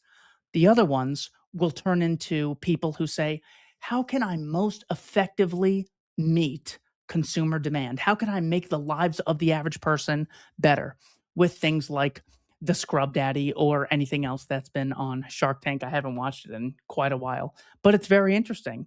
Basically, people get on there and say, here's something that can really help people. Can we contract so we could get this to as many people as humanly possible?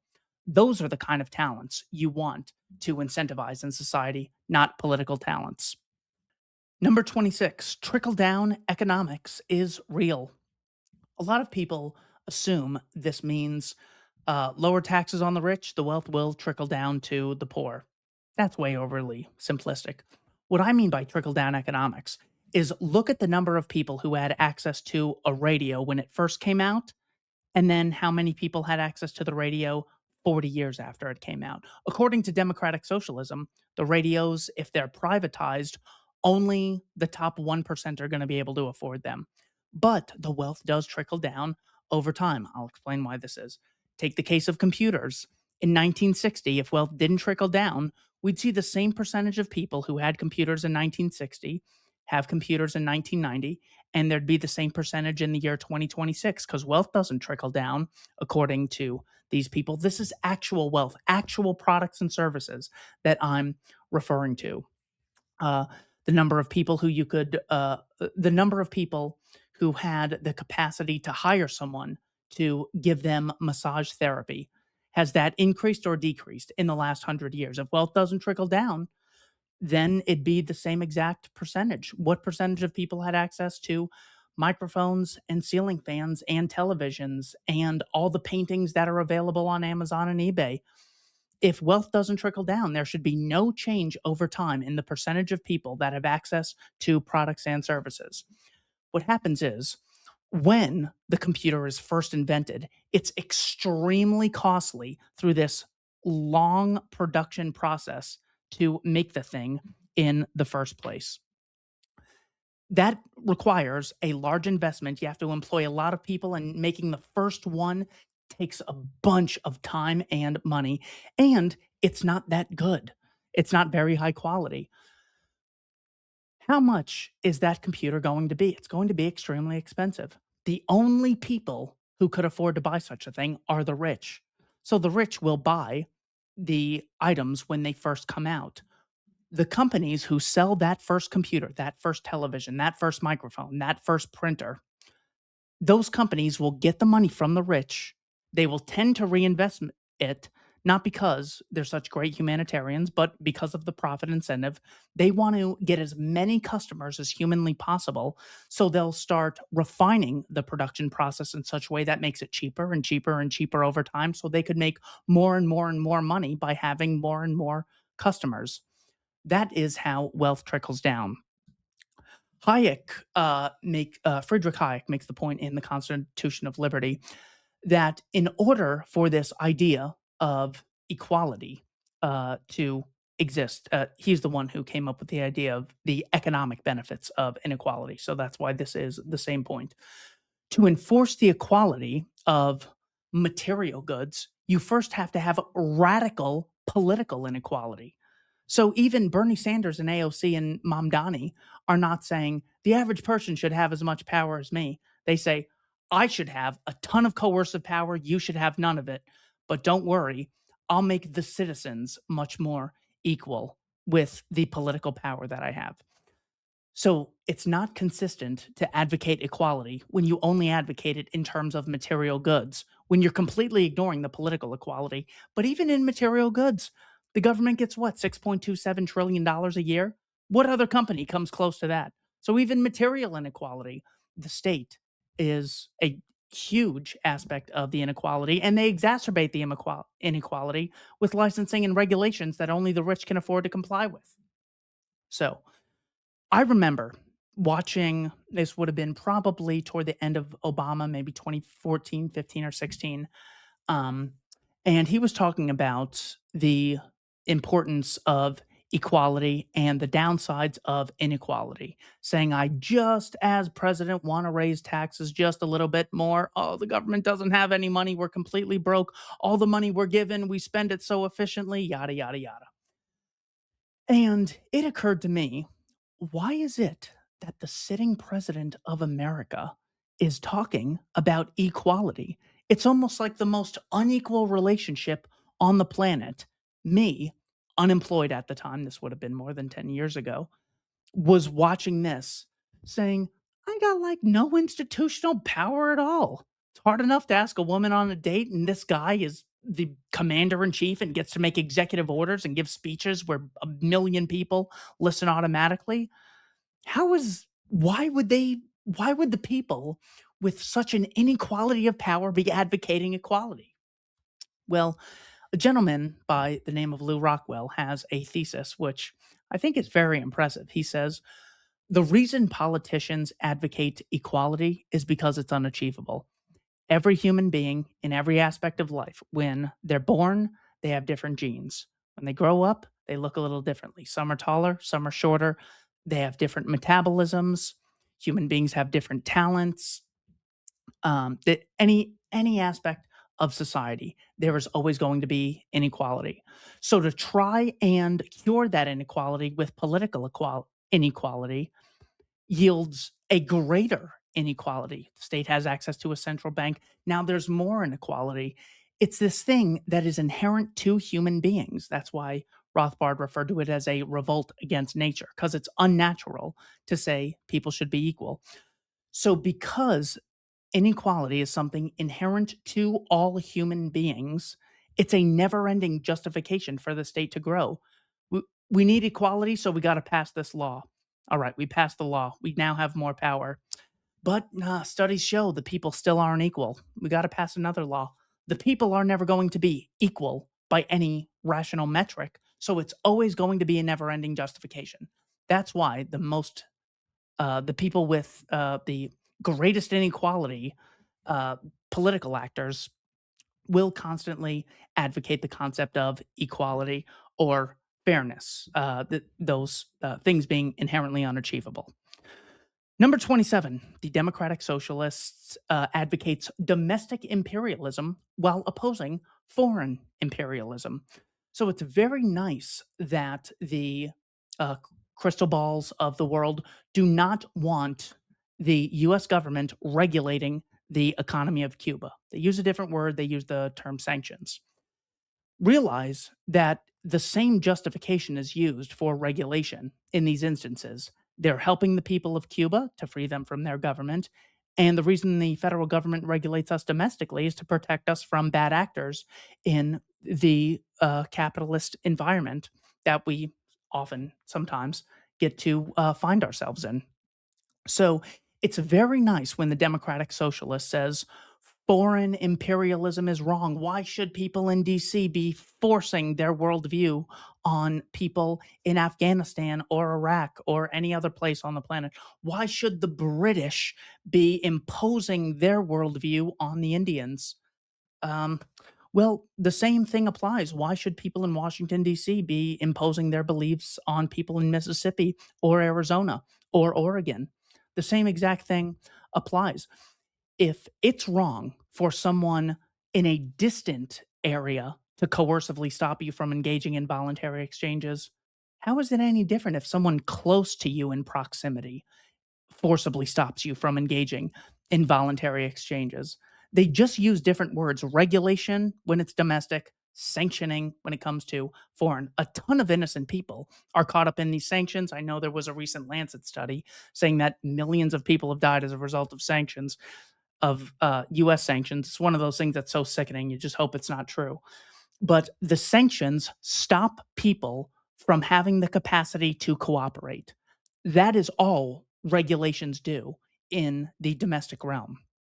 So, for the same reason, it's wrong for Trump to control what the people in Cuba can buy and can't buy. It's also wrong for Mamdani to force his will on people in New York City, telling them what they can and can't buy. Everyone's always doing it with the best of intentions, allegedly. So that doesn't make you different. The left does not have a monopoly on good intentions. But once you have that power, you tend to rationalize things. It would be like saying, we really care about the people of Ghana. So, therefore, the US government should confiscate from the people in Japan, the rich country of Japan, and give to the people of Ghana. You'd immediately see, well, that's foreign imperialism and that's confiscation of wealth. But the same US government confiscates 20, 30, 40% of people's income every single year. That's just domestic imperialism. They love the imperialism that took place as a result of the Civil War ending in 1865. They didn't say, well, it was really wrong of the North to impose themselves on the South.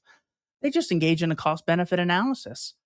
And that's mostly what you should do during things like imperialism: cost benefit analysis while having a general moral foundation. Sometimes it's better to be ruled by a distant tyrant than someone closer to you. A local tyranny could be worse than a foreign tyrant who just wants to be a stationary bandit who extracts small amounts of your wealth so he could acquire a nice life for himself.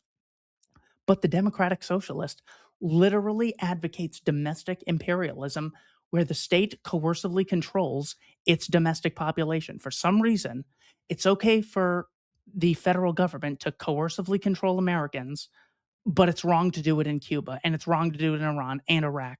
There's no principled difference. If you gave those people a 1 in 10 million vote every 4 years between two lying demagogues, it would not make any difference. It's still coercion. Number 28, the regulatory capture argument. This is when A state wants to regulate, say, the financial industry. It doesn't really help to ask the average person, hey, what kind of regulations should we have on collateralized debt obligations? What do you think about certificates of deposit? How should those be taxed? They don't ask the average person, even though, according to democratic socialism, they would do such a thing because the average voter gets just as much of a say as any expert or as anyone who's well informed. But the reality is, they go to people in those industries who are very successful and very knowledgeable. They then write the legislation, and that legislation reflects the interests of the people who they went to get the information on how the regulations should operate. This was summarized by two economists, the ones I mentioned earlier, Abigail Hall and Chris Coyne. Once it becomes acceptable for government to intervene in the economy, people will proactively attempt to influence government. That is, they will seek to capture the regulatory process so they can benefit their own interests. In this scenario, interventions undertaken in the name of the public interest are the result of narrow opportunism by a small group of people who benefit at the expense of others who are harmed by the government policy. Regulations are seldom, if ever, written in such a way that's um, objective and will not benefit incumbents at the expense of newcomers into the industry. So these regulations tend to decrease competition, giving us more oligopolies, less access to products and services, less competition, higher prices, fewer job opportunities, etc. Number 29, abolish the police is something that democratic socialists often say. Who is going to enforce the monopoly on the state's currency? Who is going to collect the taxes? They have trouble enough collecting $6 trillion a year, and the democratic socialist wants taxation to increase. Who's going to stop mergers if Spirit Airlines and JetBlue want to merge if there aren't policemen? If they just have social workers trying to persuade people, well, then that's a free market. That's capitalism. There's nothing wrong with persuading people. Who's going to impose the thousands of regulations that the democratic socialists want to coercively impose on the rest of us? Who's going to enforce the minimum wage laws? Who's going to make sure that businesses aren't discriminating?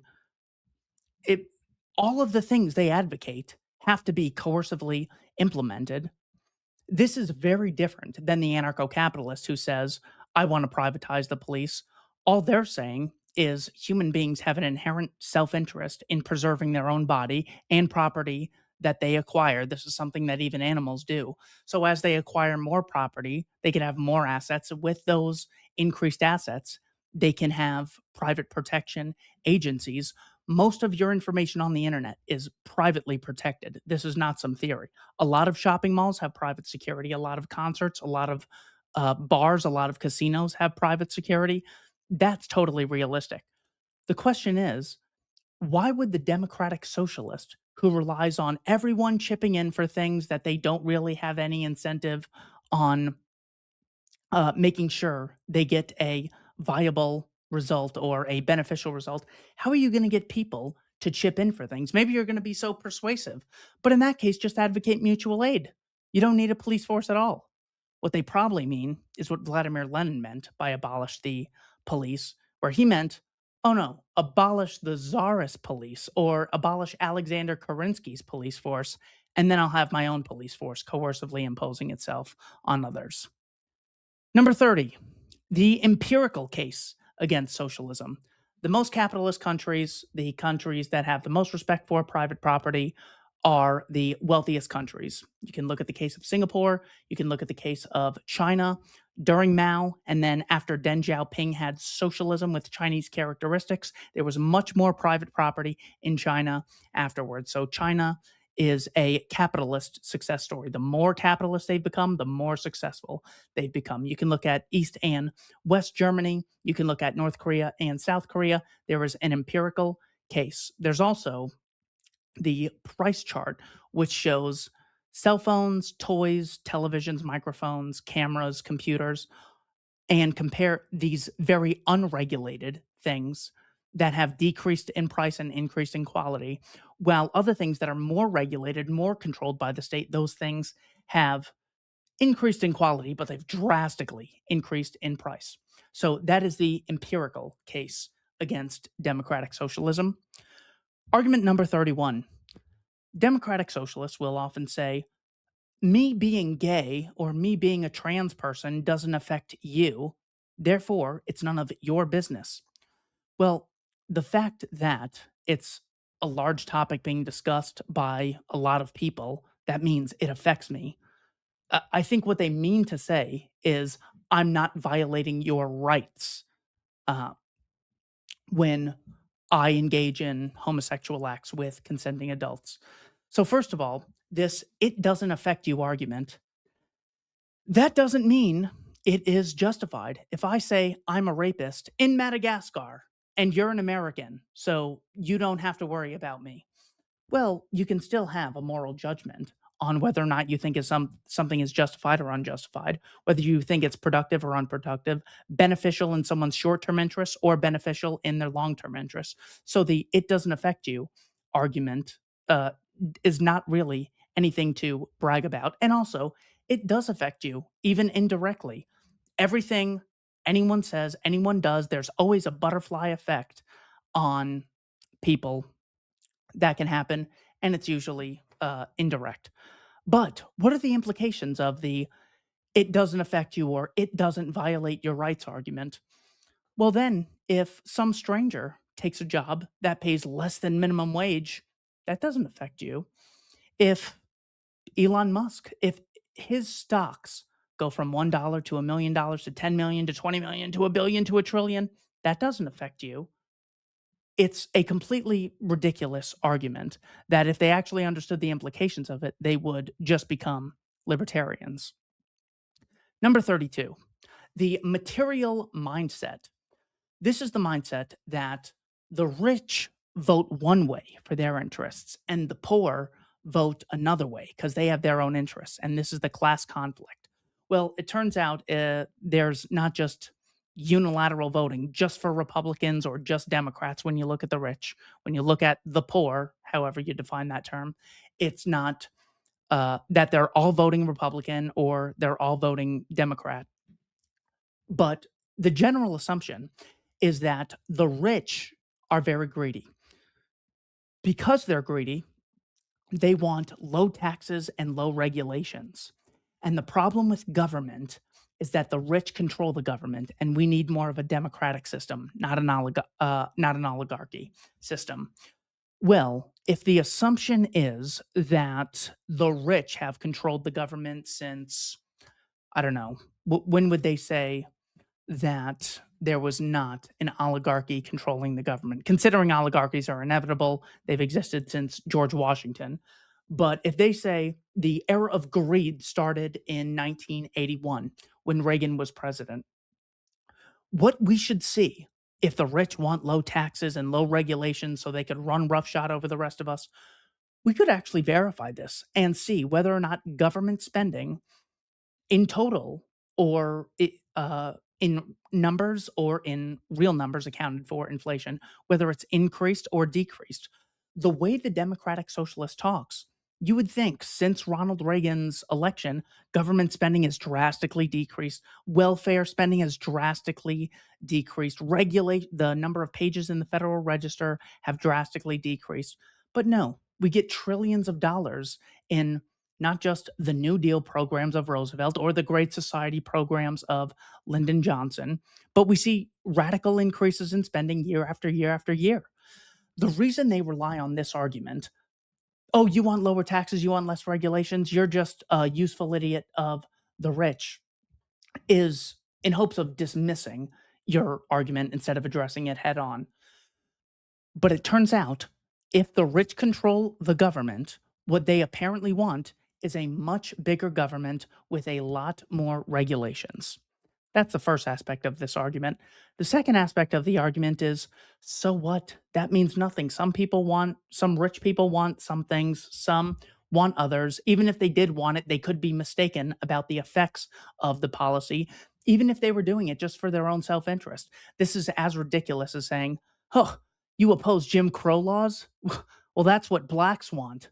Oh, you oppose Nuremberg laws? That's what Jews want. You support legalizing gay marriage? That's what gays want. That's for their interest.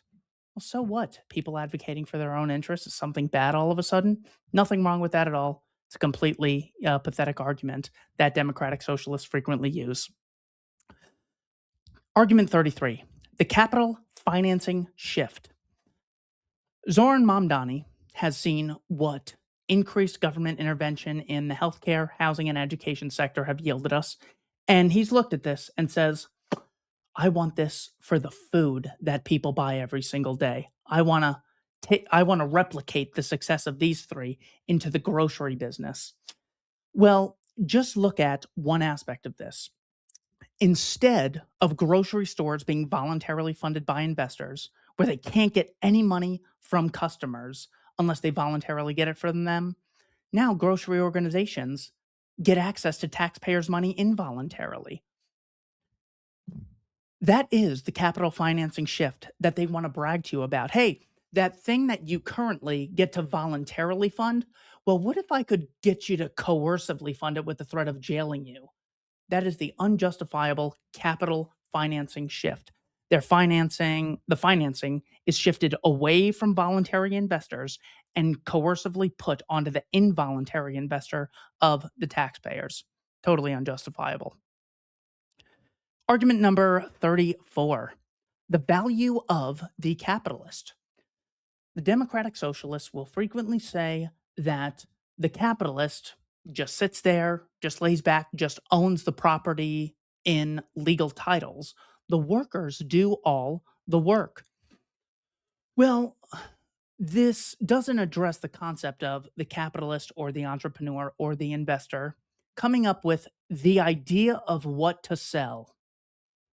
Do you think that has any effect on the success of a company, what they choose to sell and at what price they choose to sell it, and how frequently they innovate the product to keep up with competitors? It's as ridiculous as saying you could just go onto Shark Tank and just say anything. You don't even have to have an idea. Ideas don't really matter. So long, just go there and say, I'm here to sell any product. I'll be the worker. And since I'll be the worker, I'll create all the value. Well, no, the idea of what to sell is vitally important. That's why we would expect the capitalist, the investor, the entrepreneur to get a lot of the money. The capitalist also provides the marketing. How are you going to let people know that you have this product once you've come up with the idea, once you've produced it? The capitalist uh, puts time into finding employees. He spends time training the employees on how to operate the factories, coming up with the idea of what to sell, where, in what quantity, at what price. There's so many meetings that are so boring. There's so many phone calls. There's so many investor lunches that they have to go through. The idea of the capitalist just being the parasite that sits back and just collects money without putting any effort into it is nonsensical. You'll also notice that they say, well, the surplus value is being extracted from the capitalist in profitable industries, in profitable companies. Well, wouldn't the same thing apply in non-profitable companies, which are the vast majority of companies? Because there isn't just the exploitation mechanism of capitalism. Consumers can still not buy from places. And those big, giant Sears-sized companies, the Radio Shacks, the Blockbusters, the Kodaks, they can still lose money. MySpace, they can still lose money if people try not, if people don't want to associate with them. But the democratic socialist engages in survivor bias. They say the capitalist exploits the workers. How do I know this? I've looked at the profitable companies. Well, you've completely ignored the loss companies. And in that case, is uh, are the workers exploiting the capitalists since they're making more than they're generating? Completely ridiculous, completely unappreciative of the value added by the capitalists. A much better way to divide society is not bourgeoisie versus proletariat. It's productive people who who achieve their ends in life through voluntarism and persuasion and voluntary incentives versus those who achieve their ends coercively. Argument number 35, opposition to private solutions. So, when the Democratic Socialist says, we have a healthcare crisis, therefore the state should coercively fund and monopolize healthcare, why is that the first thing you go to? I have drastically decreased the amount of money I spend on healthcare by watching YouTube videos which explain the keto diet to me. I used to be on the USDA food pyramid diet, 6 to 11 servings of grains every day. I was up to 290 pounds. You would think that the Democratic Socialists would say, look, the goal is um, completely monopolize the healthcare industry. But in the meantime, proletariats, here's what you can do to be healthy and decrease your reliance on this system I oppose. You can also look at things like Grok, which has drastically increased the average person's access to education. And yet, the Democratic Socialists act like this doesn't even exist. They'll say, yeah, we want education, therefore, the state needs to focus on coercively funding colleges and universities. Those take 4 years of your life, and they're so boring. Why wouldn't you use things like Grok or Internet Archive or go to Goodwill where there's tons of books for like $2 and every few Saturdays everything is half off? How about all the educational information on YouTube? If you really want if you really want people to be healthy, which is why you'd want to give them healthcare in the first place. If you really want people to be educated, which is why you'd advocate schooling or education, you can look at things that already exist. Um, you can assume that you wanted a person to get a higher wage. One way to do that is let's go have a protest and try to increase the minimum wage. Or you could say, hey, working people, I looked into it. There's some people, I looked at a company, some people got paid a lot and some people got paid a little. I looked at the difference between these two, and the things I found are the people who show up a lot have been there longer, so stay at a place a long time. They've asked for on the job training, they've asked for a raise, they've created a great deal of value, showing up on time, things like attendance, any on the job training can increase the amount of value you have towards your employer when you go and ask for a raise. This is how members of the working class can actually get a raise today. But instead of advocating things like that, they'll just say, well, yeah, you should earn more money. Don't try and be more productive. Don't try to get on the job experience. Don't even bother showing up on time. That's just feeding into the system and that makes it worse. What you need to do is vote for the Democratic Socialist candidate who's on the ticket. Also, you can discover what I refer to as the invisible Asian. The Democratic Socialists can say, well, look at these two groups. Asians get paid a lot more money than the other groups in society. Maybe capitalism has an anti uh, white, black, Hispanic bias in favor of Asians, or you could actually look at the different levels of work ethics that Asians have. That's not even justifying the Asiatic work ethic in general. I know there could be tons of tiger parents who obsess over money and obsess over success and high status, and it makes the kids miserable. So that's not inherently good. But if it's just, I want the working masses to have higher wages, look at nonviolent ways higher wages are achieved. And you could actually achieve that without empowering the mass murdering government to coercively regulate us even more than you already are. Argument number 36, apartheid entitlement.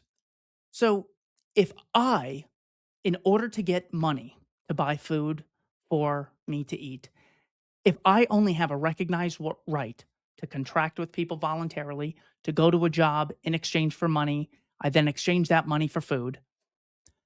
This is one set of rights that are understood that I have.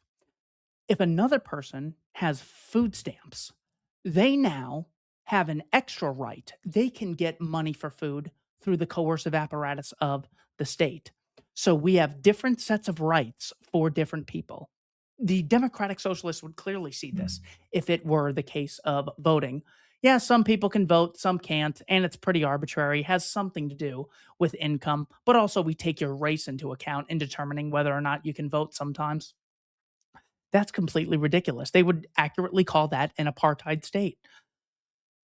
But again, as I mentioned earlier, Whether or not your vote goes in the ballot box or in the shredder, that's not going to change the outcome of your life. Whether or not you have the capacity to get goods, products, and services coercively or voluntarily, that completely changes the life you live. So the welfare state creates a literal apartheid state where some people have extra rights than others. I have to work to get money. You get money without working. This diminishes the work ethic. And there is a natural selection aspect of democratic socialism, which is just horrific. They don't see the important difference between incentivizing people to work and trade and cooperate versus people who do no such thing. It doesn't mean that these people are useless or unvaluable. It doesn't mean any of that. Charity is totally legitimate.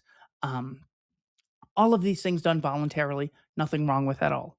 But the entire democratic socialist concept necessarily relies on some people having extra rights to the coercive apparatus of the state and others not having such a right. In order for there to be a parasite, there has to be a host. And the democratic socialists will clearly say, will correctly say that the biggest parasites are the military industrial complex. Totally, totally agree with that. It's just important to have that standard for anyone else who is receiving welfare. But you get into a state where if you're a taxpayer who's paid so much money in welfare, you just say, well, hell, if everyone else is doing it, why would I just be a sucker who doesn't try to cash in on this honeypot? Let me try to get my fair share. And then you get everyone having a collective action problem.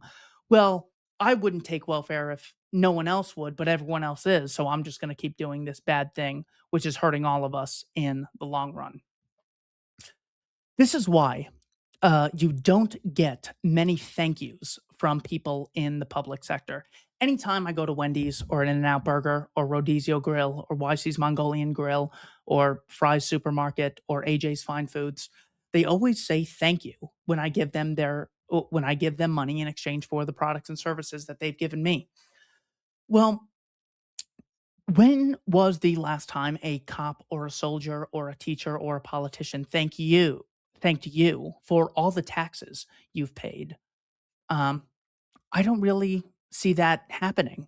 And the reason I call it apartheid entitlement is because it's not only an apartheid state, some people have different rights than others. Some people get money coercively, others have to get it voluntarily, but it creates a sense of entitlement among the recipient, and it creates a great deal of resentment among the net taxpayer when they see all of the money that they spent on taxes and they go to work and they get off work to go to the grocery store, they get a number of goods, they economize, and then they go to pay for it, and the person in front of them pays with coercive dollars that they've allocated through SNAP benefits. That's a complete apartheid state. And you'd think if if the welfare recipients were appreciative, they would just say, "Hey, everyone in line, I just want to let everyone know I'm paying with food stamps. I want to thank all the net taxpayers in line in front of me, behind me, the workers at the counters here. You guys are really helping me out. I'm trying to get back on my feet. I'm trying to apply for jobs. This is really only going to be a temporary necessity. Then I'll be a net taxpayer soon." You don't really get any of that. So you create a group of people who are entitled coercively to the labor of others. What a horrible society to live in. What a horrible ethic that you would want to promote. Again, the Democratic Socialists will say the military contractors are the most entitled of all. Absolutely, unequivocally. I'm just taking the principle and applying it to any aspect of the welfare state. Now, when you look at a slave owner, the slave owner felt entitled to the labor of others only because the slave owner was providing them food, was providing them with housing, was providing them with what they called, this is the words of George Fitzhugh, the 1858 slavery justifier in his book, The Sociology of the South. He says it gives the slave a sense of dignity. And instead of the slave having to be in the North competing for employment options, being terrified of where his next meal is going to come from. He has the stability of the plantation. So George Fitzhugh and a lot of slave owners saw slavery as being beneficial to not just society, but to the slave. Now, the slave owner felt entitled to the labor of the slave because the slave owner gave the slave all of these things in exchange: food, clothing, housing. According to Frederick Douglass's biography, they were given an allowance. Compare that to the democratic socialist who feels entitled to the labor of others and has to provide nothing in exchange for the labor of others. Which one is more selfish? Argument number 37. Democracy is legitimate via consent. So the argument will sometimes be we need more democracy. What is good and what is bad is that which is good is more democratic, that which is bad is private, narrow, profit seeking, selfish, etc. So this is why the democratic socialists would say, well, monarchy is bad. That's just a king giving dictates. But democracy is legitimate because it's done by the consent of the government. They then throw this argument away when they justify North Korea or Cuba or China, but they have it for Americans and the British and the Norwegians.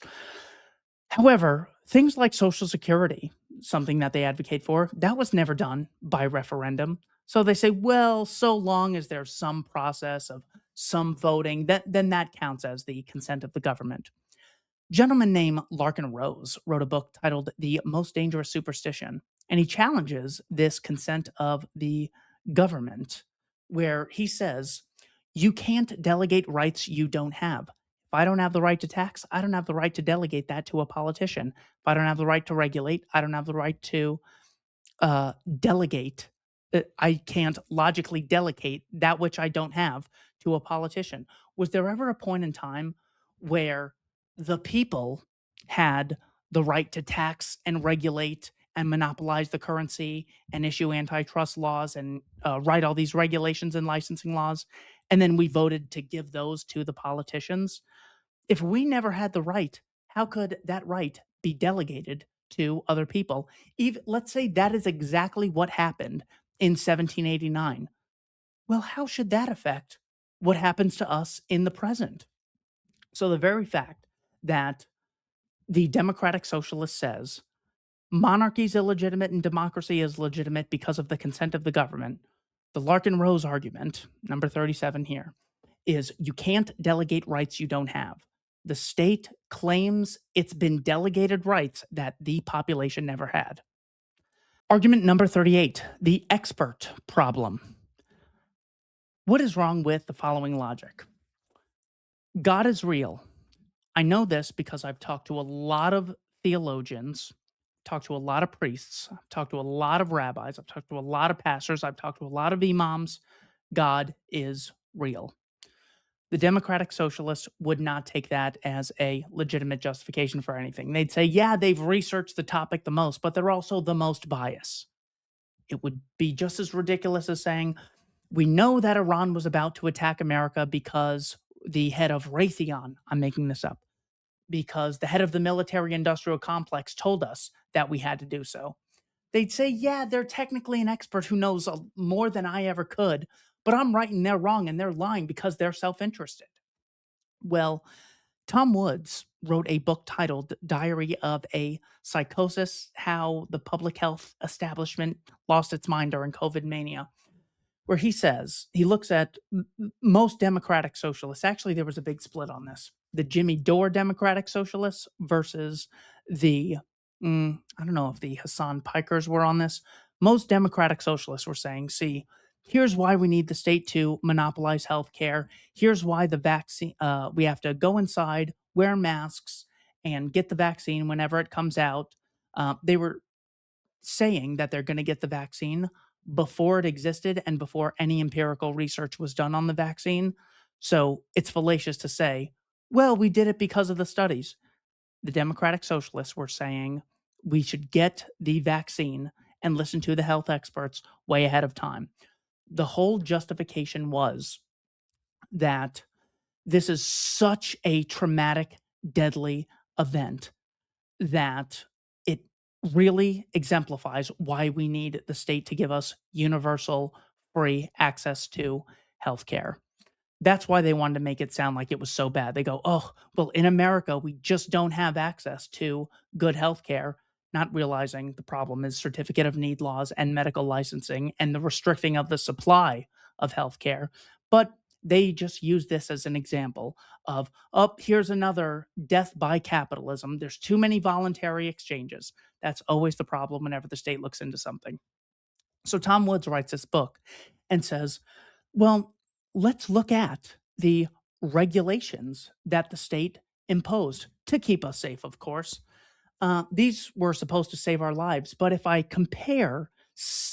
look at a state and look at the number of COVID deaths before and after mask mandates and lockdown mandates, I find no clear correlation. And when I compare states, I don't see any real correlation between states that heavily locked down and states that didn't lock down at all.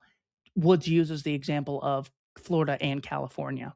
You would think that because Florida had limited lockdowns, California had extensive lockdowns, you'd see massive death in Florida and no death in California, very little death.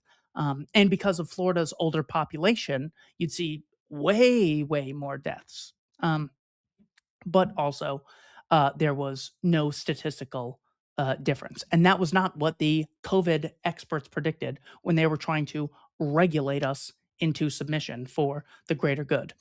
This is also another aspect of so take Jimmy Dore's view of regulation.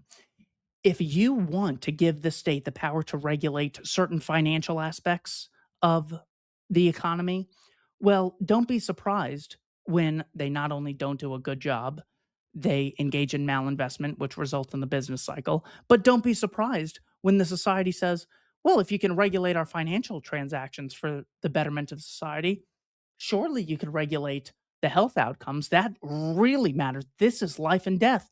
Now the state should really get involved. So, democratic socialists, by advocating more government intervention, I think we're totally proven wrong by the COVID experiment. This concept of expert failure was summarized again. Chris Coyne, and Abigail Hall say they use the term expert failure.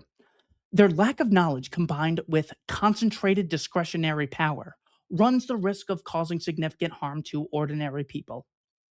So it's the concentrated discretionary power. It's one thing to say, well, Joe Rogan's too influential when he brings up things that the public shouldn't know about.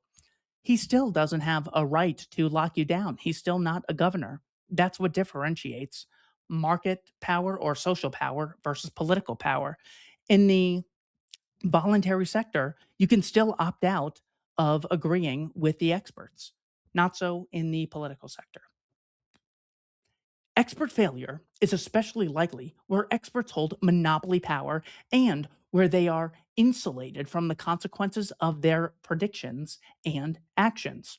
Tony Fauci, of course, got a pardon for any potential crimes he may or may not have committed. Perverse incentives due to a disjoint between actions and consequences. That is how they end the expert problem. There being a disjoint between actions and consequences. This is generally what the democratic socialist advocates. They say, doesn't matter what your actions are, you still should have a right to food, clothing, housing, education, and a list of other things. When it comes to the expert problem, they also have more or less the same aspect of how they analyze it. They don't say, well, we had a central bank established in 1913, so there wouldn't be any more panics like the one in 1907. But then there was a recession in 1920, and then there was a depression in 1929 lasting until 1946. So yeah, those experts are wrong. Therein lies the problem with the trust the experts or trust the regulators problem. That's why experts in the voluntary sector are different than experts in the political sector. Argument number 39. Bombawark's capitalist time preference. So, the democratic socialist says we've gone over the value of the capitalist when it comes to coming up with the idea of what to sell, where to sell it, how to market it to people, how to innovate, how to put people on the job training, what to pay them, how long to employ them for, all of these complex things. Now, let's say that we completely take that out of the equation. This is from Eugen von Bawerk. His book was titled Capital and Interest. Here is his explanation as to why the capitalist is valuable in the exchange and why the workers benefit from having a capitalist. I call this the restaurant capitalist example or the apartment capitalist example. Yeah, let's use that one instead. All right. You and 30 friends have developed construction skills. And one day you're just walking along the sidewalk and you see a big area of land with a bunch of wood, steel, furniture. It's not put together, but it's all of the tools that you will need, all of the property that would be owned by a member of the bourgeoisie. And there's a sign that says, "Former capitalist, I've abandoned this property. For whoever wants it can take it." So then the 30 construction workers say, "All right, this is now all of our stuff. And we're going, and we can see the blueprints. This was supposed to be an apartment building. All the property is right here. Now we don't need a capitalist." Von Bawerk says, "Not so fast. How long is it going to take to get this thing from the ground up? It's going to take years from the moment you start working until you have it finished, get through all the state inspections, and once you start marketing it to people, and then you have to have people come in, and then after they pay the first month's rent, well, some people are going to be delinquent on their rent. So it's kind of risky. It's going to be years and years and years before the workers who built this apartment complex with their own hands, with no capitalist involved, it's going to be years before they start to make money from customers who come occupy the apartments. So, why would you need a capitalist? Because of time preference. The workers would want to get paid sooner rather than later. Sometimes you can get paid at the end of the day. A lot of landscapers get paid right at the end of the job. Other weeks it's same day every week. Other places it's 2 weeks. Other places it's monthly. The time preference argument means the capitalist facilitates taking the value of something, the potential value of a product or service in the future that might not pay off. No one's entitled, no capitalist is entitled to some customer buying the product or service. So they take that risk and pay people in a shorter term, not immediately, but in a shorter term rather than a much longer term for things that may or may not be profitable. So you would still, even if the workers owned all the property, a lot of things take a lot of time to get from the first stage of production to when they're being purchased by consumers, and even when customers start buying the apartments, they don't move in right away and pay all the money up front. They pay small increments at a time, and it takes a long time to be profitable. It could take a decade before this complex is profitable. Some complexes are never profitable. Therein lies von Bawerk's explanation of why the capitalist provides value by allocating the time preference. Also, imagine you're a construction worker and you build a bunch of, let's say, chairs in this case. The democratic socialists will say, "You built those chairs, you own the product of your labor." So the chairs, even though the capitalists came up with the idea and gave you on the job training and gave you the property, you put it together, that should be yours. After you've built 10 chairs, how many do you want? If you make 1,000 chairs or 10,000 over your life, why would you want all 10,000 of those? Obviously, you wouldn't. What you would want to do is sell them to customers. In other words, you would want to give up something you have in exchange for money because you think that's a better deal. But the second the democratic socialist recognizes your employee right to exchange with a customer, it, you must consistently recognize that employee's same right to contract with the capitalist if he thinks it's in his best interest. So the very fact that if I build something, I wouldn't want to own the exact thing that I built. I would want to contractually make exchanges and trades, not necessarily value for value, but I'd want to exchange more value for less value. The chair, once I have 30 of them, now they take up space and they have diminishing value to me. So I'm giving up something of lesser value for the money which I value more. And the other person is only buying the chair in exchange for the money because he values the chair more than he does the money. That's the beauty and harmony of the voluntary sector. So the very fact that the employees under democratic socialism would have the freedom to contract with customers means we should also respect their right, if they choose, to contract with employers.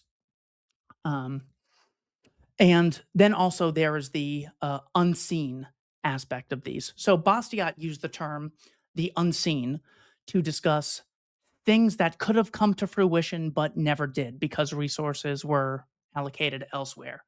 The example is a rock is thrown into a window, this guy's window's broken, but it's good because he employs the window repairman, and that window repairman gets a haircut, and with that money, the hairstylist goes and gets a drink at the bar.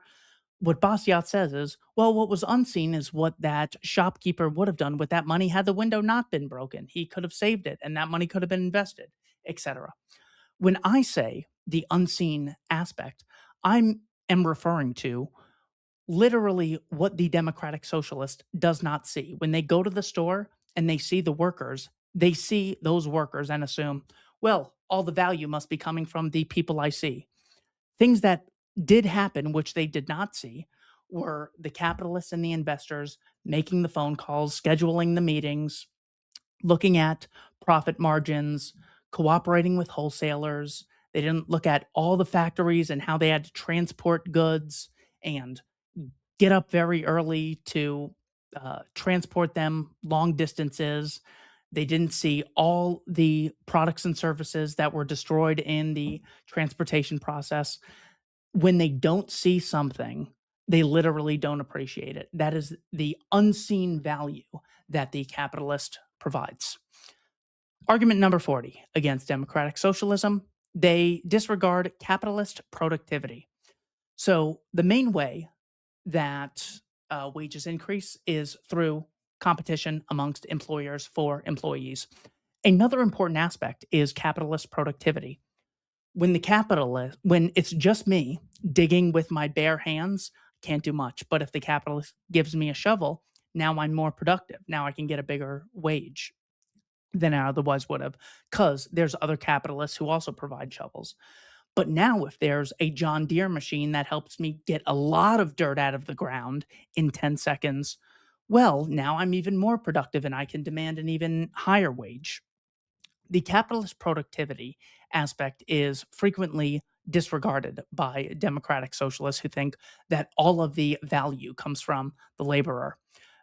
When I worked at Walmart, we had these scanners. I was in the online grocery pickup area.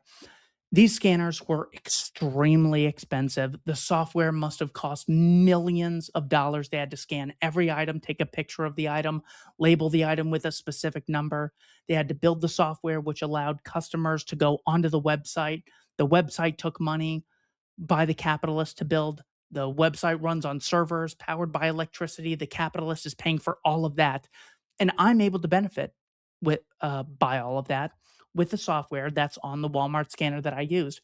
That made my labor extraordinarily productive. One day, the scanners went down, and instead of doing, I want to say we did, it's been a while. I wrote it in my book, Domestic Imperialism 9 Reasons I Left Progressivism. I want to say we did like 10% of the orders that we usually did. And what happened was we'd have to call someone on the phone and they'd have to say, okay, give us your last name. We'd write the name down. we'd give it a number, and then we'd write down each item that they wanted, and then we'd go and find those items instead of having a scanner which says this item right here they want a quantity of 4. It made us all much less productive than we otherwise would have been with that scanner. In other words, the capital investment made our labor much more productive. Therefore, I was benefiting from the capitalist investment, not just the capitalist investor. Argument number 41, the self-ownership problem. If I don't own myself, I am owned by someone else, either the group, the community, the society, the voters, the politicians. Self ownership is not only moral, but it's a vitally important method of resolving disputes. So, who owns your body? It's not clear because a lot of societies have advocated slavery. Pete Hegseth advocates military conscription or selective service, as he calls it. So, in that case, you don't own your body. The state will determine whether your body is to be used at home doing things you want, or maybe it's going to be used at the Pentagon, or your body, your scarce property, is going to be used to fight against the IRGC. This self ownership problem can be very difficult to sort out. If you don't know who owns your own body, as democratic socialists don't advocate because they don't recognize the right of people to engage in voluntary contracts. If I don't have the right to contract, someone else owns me. You want to make that argument? Sure. But at least make it clear that you're saying people do not own their own bodies. The society has a better claim to the individual's body because society, voters, politicians know what's best.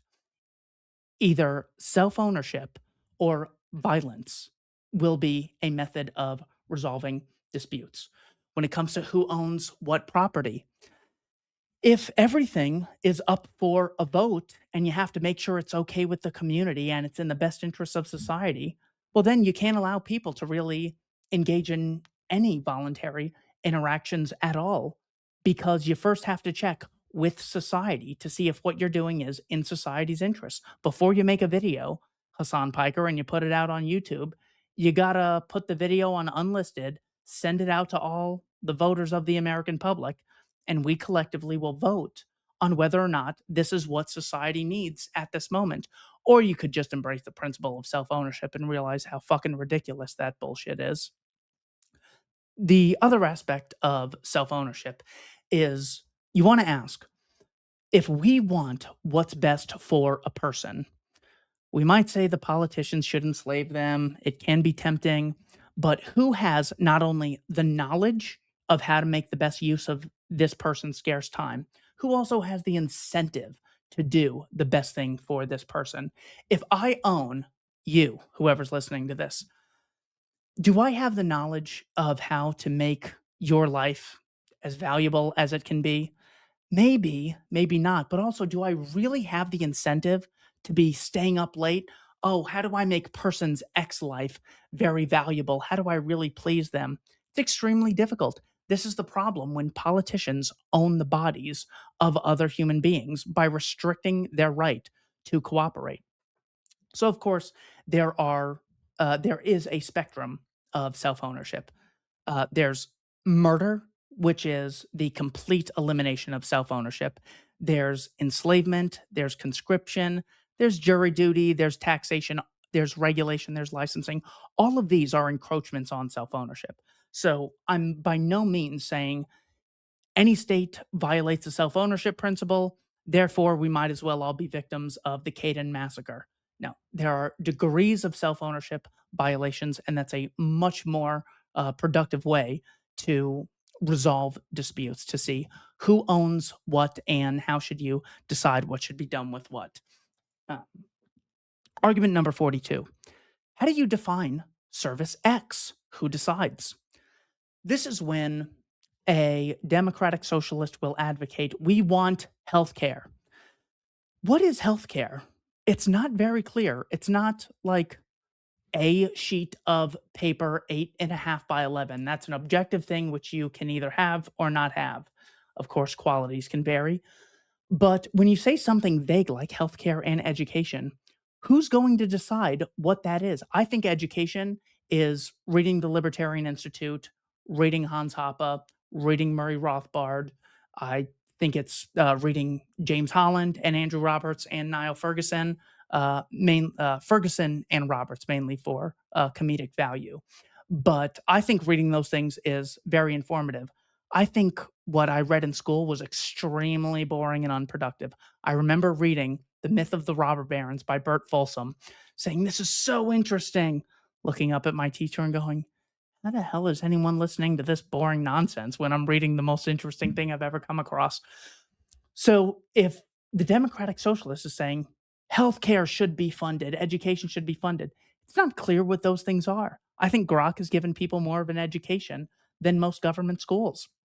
I think the Khan Academy does a better job of educating people than government schools in general. I think a lot of YouTube videos do that. I obviously saw this. I spent a ton of time at doctor's appointments listening to their advice on how to lose weight, and it turned out it was just YouTube videos. So is the keto diet healthcare or not healthcare?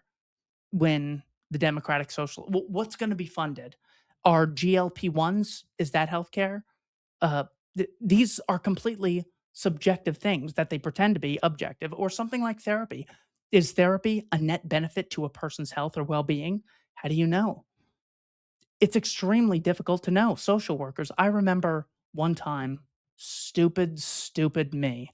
I asked a social worker for help.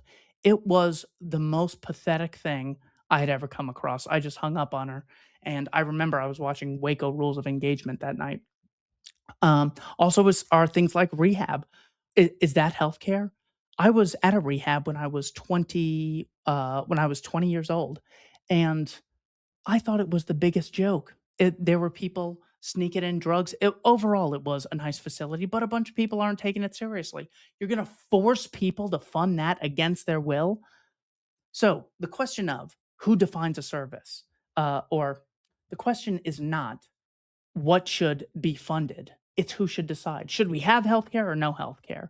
It's who decides what counts as healthcare. Customers voluntarily making exchanges with producers for what they think is valuable, or politicians making that decision on behalf of people as, oh, what's the term that Thomas Sowell uses? Surrogate decision makers. I wish you would have called them coercive surrogate decision makers.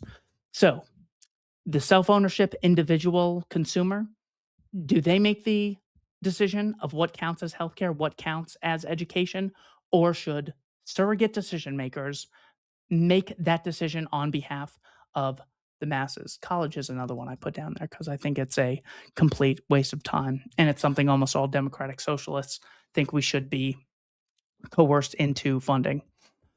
Argument number 43, the inevitability of scarcity. The democratic socialists will use terms such as universal healthcare or universal schooling or for all. Now, when you look at the concept of education, we've already gone over the fact that it's not free, paid for by taxes, the teachers get paid, so that doesn't count as free. But is it universal? The government running the justice system, which the democratic socialists will say is controlled by the bourgeoisie and the rich get away with everything and whites are favored and men are favored. Do we have universal justice just because the government runs the justice system?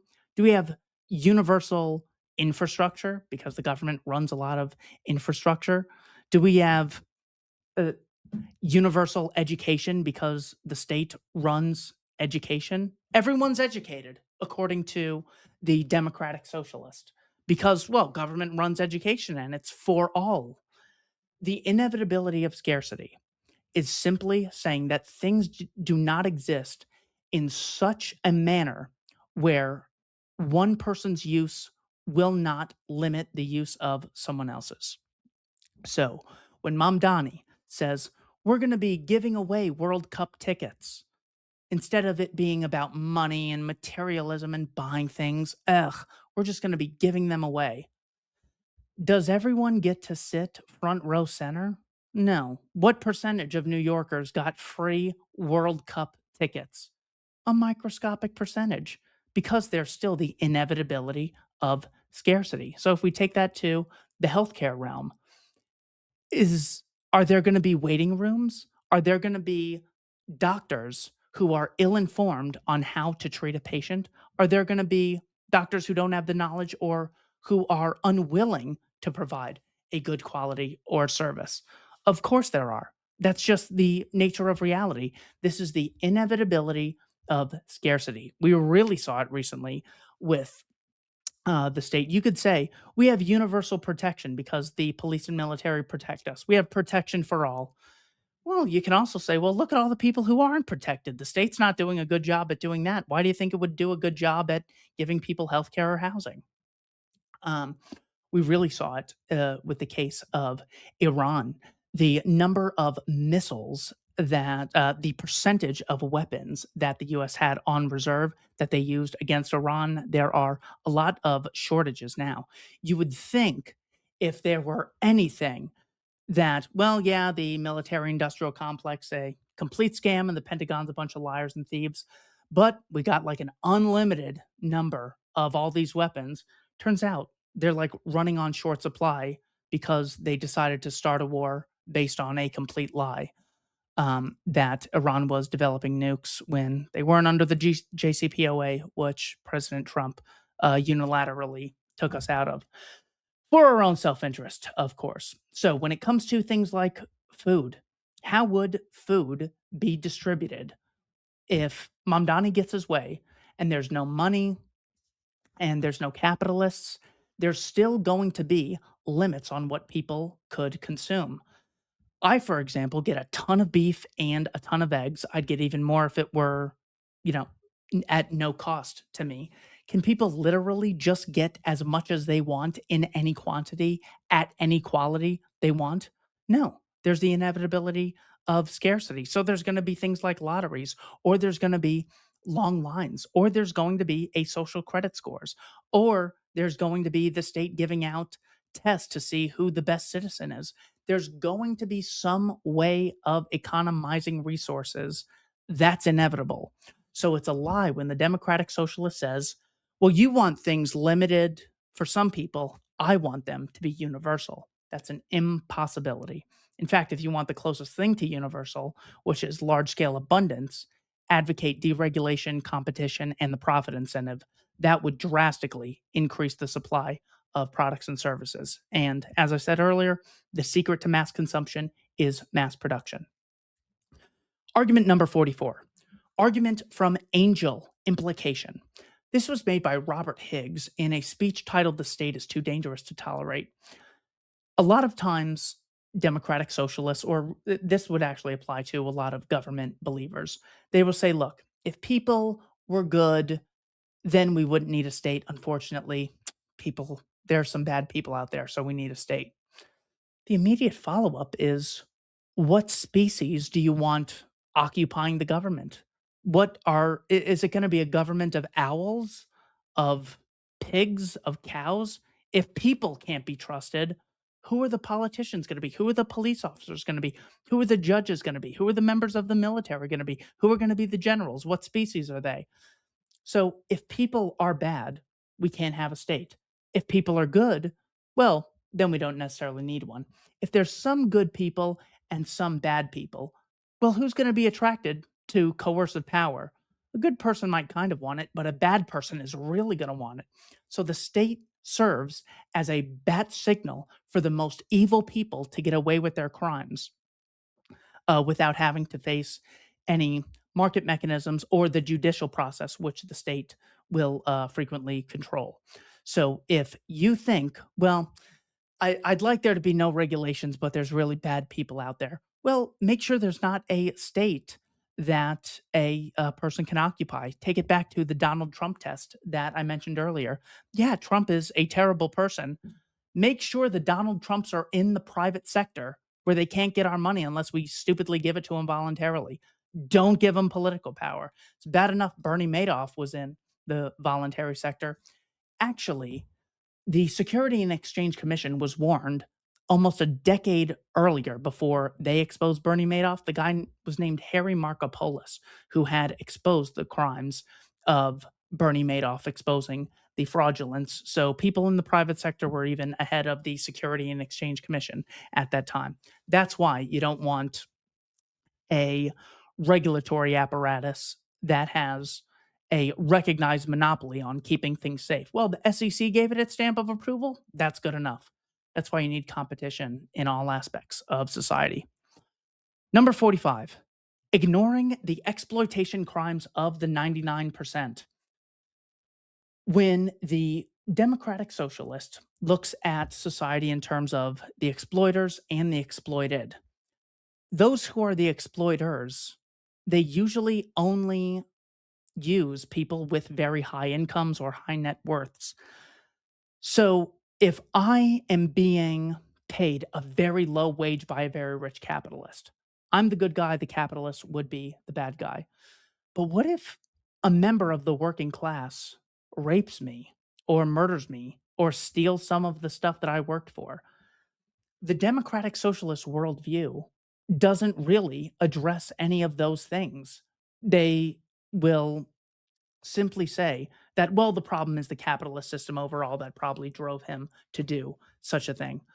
But how do they address the concept that if all the rich people were lined up tomorrow and killed and their assets were burned, how would they analyze the concept of rape, murder, theft, enslavement if it's proletariat on proletariat violence? So they just put people in two camps: proletariat, bourgeoisie, the workers and the owners, and or the owners and the capitalists. This is an extremely shallow view. As much as I've been exploited by the capitalist to whatever extent um, democratic socialists will say I've been, what about all the crimes of the proletariats that are just completely ignored in this worldview? Now, the libertarian worldview, which is self ownership and the non aggression principle, that of course deals with things like rape, murder, theft, slavery, regardless of arbitrary things like income. So the democratic socialist fails to address the exploitation crimes of the proletariat, of which there are absolutely many. Number 46, similar to the previous one, but poverty causes crime. In other words, they see people looting Louis Vuitton stores and Targets, and they look at those people and say, well, I bet those people spent their entire day trying to apply for jobs, trying to get on the job training, trying to increase their skill set so they could be a productive member of society, and now are reluctantly, they've exhausted all peaceful methods. They're now reluctantly stealing, and that's a crime. So poverty has driven them to commit crimes. I think this is complete nonsense, especially when you're referring to first world countries.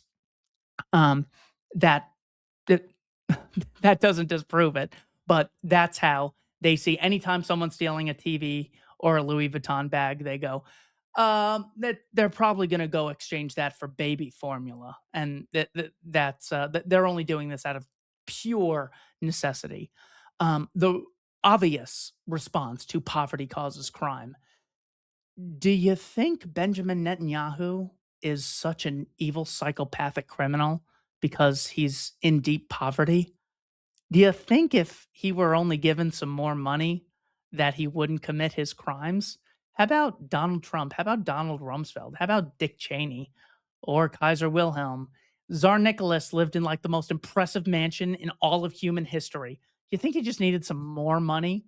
No, it's not poverty that causes crime. It can technically, but also some of the most evil people on the planet are rich. So it's not like, well, the problem is poverty. So if we take the money and give it to these people, they'll stop committing crimes. We see people with a ton of more money committing way more crimes. Argument number 47. The democratic socialists values the alleged intentions over the results. Jeff Bezos has done more to get books in the hands of human beings than any democratic socialist in any country throughout all of human history. They assume they have a monopoly on good intentions, and that just the problem throughout all of human history is the intentions haven't been good enough. Yes, intentions matter, but when it comes at the expense of looking at who's actually producing the products and services, you end up vilifying the very people who are achieving the end you claim to desire. So if you actually care about something, as Ayn Rand famously said, that if the left really cared about the poor, they would care enough to have the humility to say, I was wrong about socialism being the way to help the poor. It turns out free market capitalism and giving people the freedom to contract and cooperate, that has done more to alleviate poverty than any coercive redistribution scheme. They also think they have a monopoly on good intentions. I will use the most boring example in all of human history just because it's the one I'm currently working on. Hitler. He is often seen as a complete megalomaniac. Absolutely true. He was an evil National Socialist. I have no apologies for him. But the assumption is that the democratic socialists want to help people. Everyone who is against them is against helping people. And then the greatest villain of all time is Adolf Hitler because he not only killed people in large numbers, he had the added layer of bigotry. So he is the probably rightly the great villain in history for them. The National Socialist German Workers' Party explicitly was anti capitalist. You can read the actual words of Adolf Hitler, who saw himself in a war against Judeo Bolshevism and the capitalist Anglo American establishment. That's unequivocal.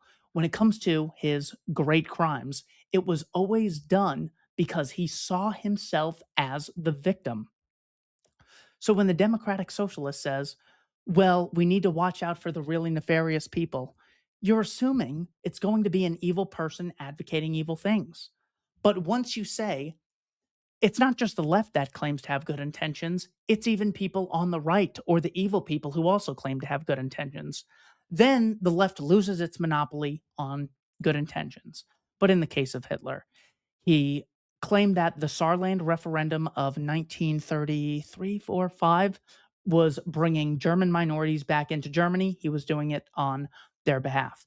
He was conscripting soldiers in 1935 in violation of the Treaty of Versailles, only because the French Empire engaged in military conscription first. The Night of the Long Knives in 1934, he only killed dozens of people, hundreds, dozens of officers because he was stopping a revolution that was going to take place, which would have caused a civil war. In 1936, he only remilitarized the Rhineland to protect Germany from a French invasion.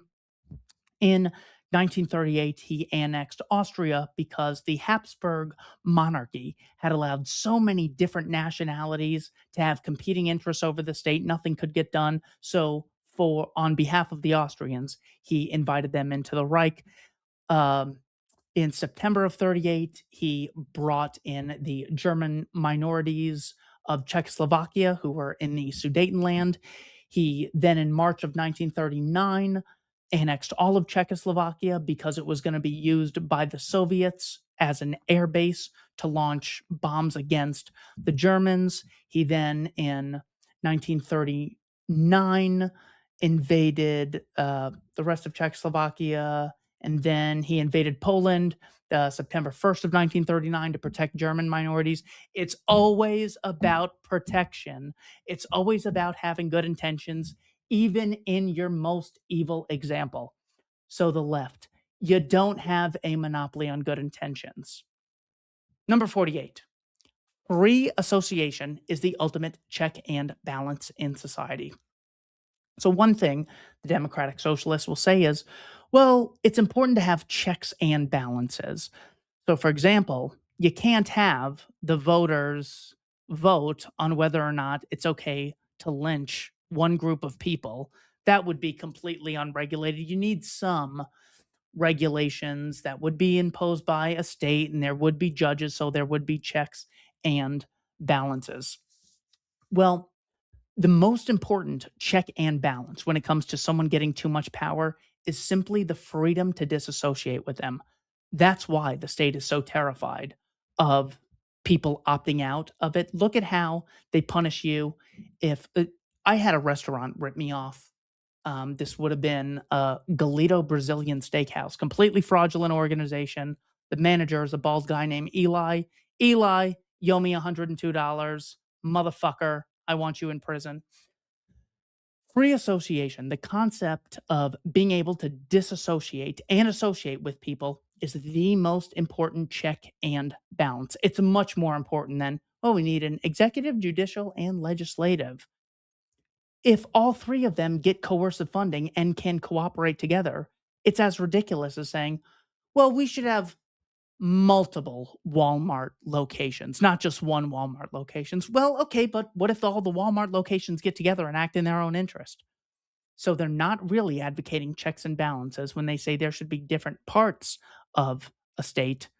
What would really be revolutionary is if they said, you know, the same standards you and I have for each other, we should have those for politicians and police officers and soldiers.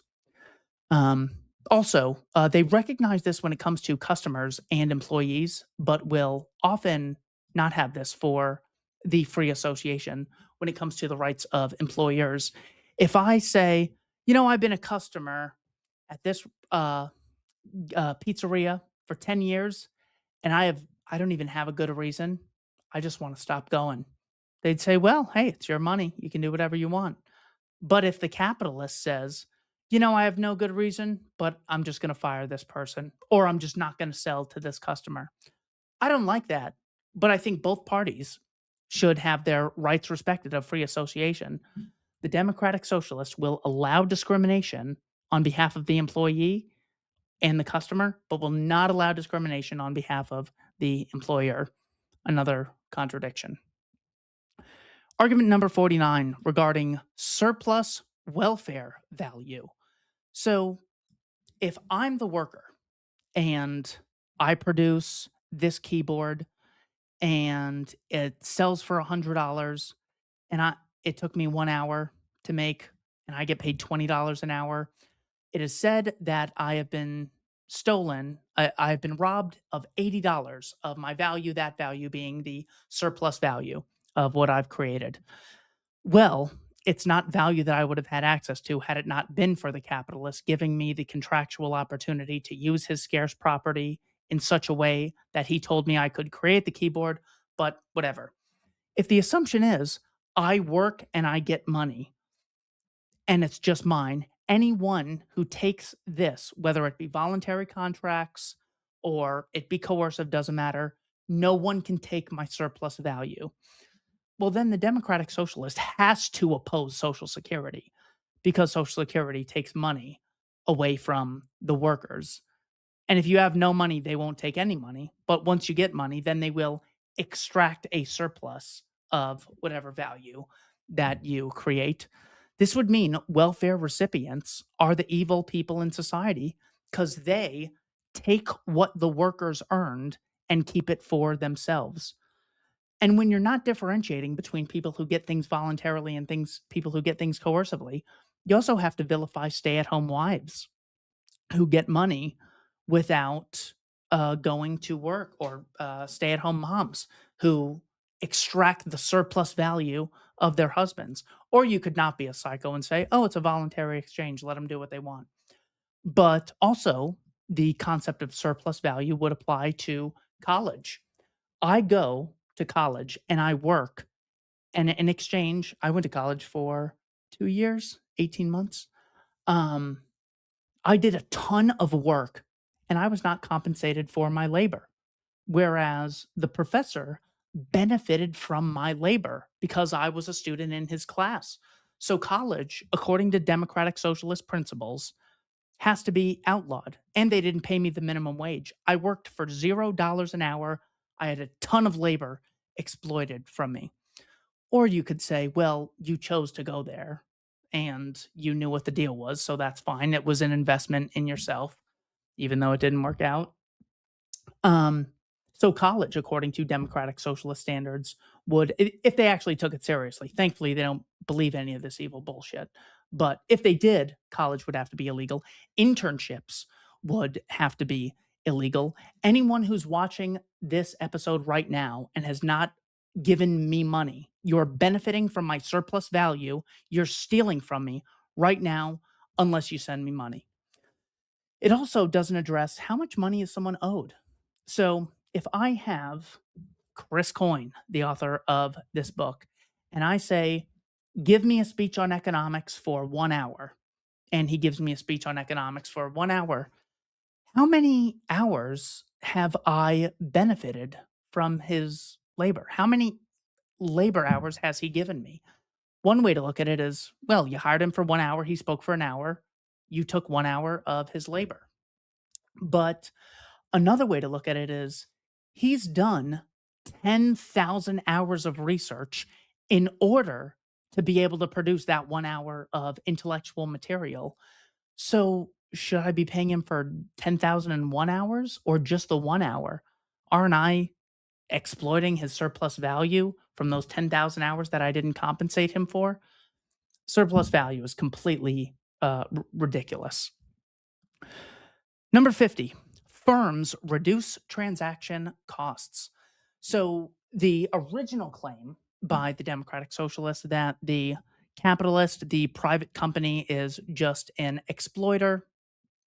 Um, One response to this is firms drastically reduce transaction costs. So imagine if you wanted food for your society. I won't even straw man and say, oh, the food disappears tomorrow. I'll say, Mom Donnie says, hey, we're closing out all capitalist enterprises within 2 years. So get to work, democratic socialist nation, on how to cooperate.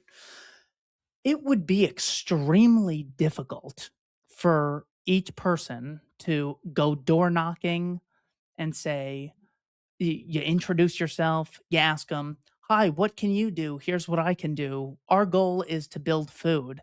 You got to go to each individual person's house. Hopefully, they're home. Maybe they're interested. Maybe they're not interested. It is so difficult to get people to cooperate towards one goal that private firms do a very good job at producing the abundance we have today because they reduce transaction costs or information barriers. Maybe there are 1,000 people in my area who could help me build the community grocery store that would create an abundance of food and food and similar kitchen products. But I don't know who those people are. So what firms do is they use their investment, they use their reputation that they've acquired over time and allow me, a potential employee, to contract with them. And I get the benefit of all the information that they've learned about how to sell and how to market products and services. I don't have to start from scratch. I don't have to get 50 people together and have a committee meeting on how we're going to invent a grocery store. I mean, that would be a very equal way of how to do it, but it wouldn't be efficient or desirable. Getting the reputation of an organization, that's what consumers look for. When they're in the middle of nowhere and they don't know what looks good, when they see that Wendy's logo, they know, hey, I know what I'm getting there because I've seen that place provide similar quality products that I've previously purchased. When it comes to the concept of training, which I know I mentioned earlier, but when it comes to reducing transaction costs, it will be in a firm's interest to pay me in order to train me on how they do things such as plumbing. And instead of me either having to figure it out for myself or hire someone to teach me, they will often pay to teach me. And then I get the, oh gosh, what is the I think it's called Semperfi plumbing. I get the uniform, which now gives me access to a huge customer base. I could have found all those people individually by knocking on doors or making phone calls. Hey, anyone need a plumber? But by joining a firm, I'm now getting on the job training and access to their customer base, which they work extremely hard to develop. I promise it's not easy. So, the benefit of the middlemen when it comes to coordinating employees and customers, that is a huge benefit of private firms that democratic socialists don't appreciate. Number 51, the collective action problem. Say that I find the 1,000 people who want to help me build the store from scratch. Well, what if someone doesn't want to come into work today or the next day, or they just don't want to work in general? A lot of them might say, I would work really hard for this, but other people are rather lazy and they're probably not going to work. And once we build the thing, I don't like the guy who is leading the organization. I just don't think it's going to work. So I'm not going to do it because I would do it, but no one else will do it. So I'm not going to. One way to incentivize that person is to pay him a wage, is for a capitalist to contract with him. That's how you can incentivize each individual person and get them cooperating collectively instead of having the collective action problem of we as a community would like to clean up this area, but it's not really privatized. So the road belongs to everyone. Well, if I clean it up, it'll be clean for a minute, but there's so many other litterers here that I'm just not going to bother doing it anyways. That is the collective action problem, which constantly exists anytime people want to achieve an end. But the capitalist, the voluntary sector can allow you to engage in voluntary contracts, which incentivizes each individual person to make it not only in his interest to show up to work and do a good job, but in the interest of the community because what they're producing is channeled toward meeting consumer demand because it's all about courting the customer.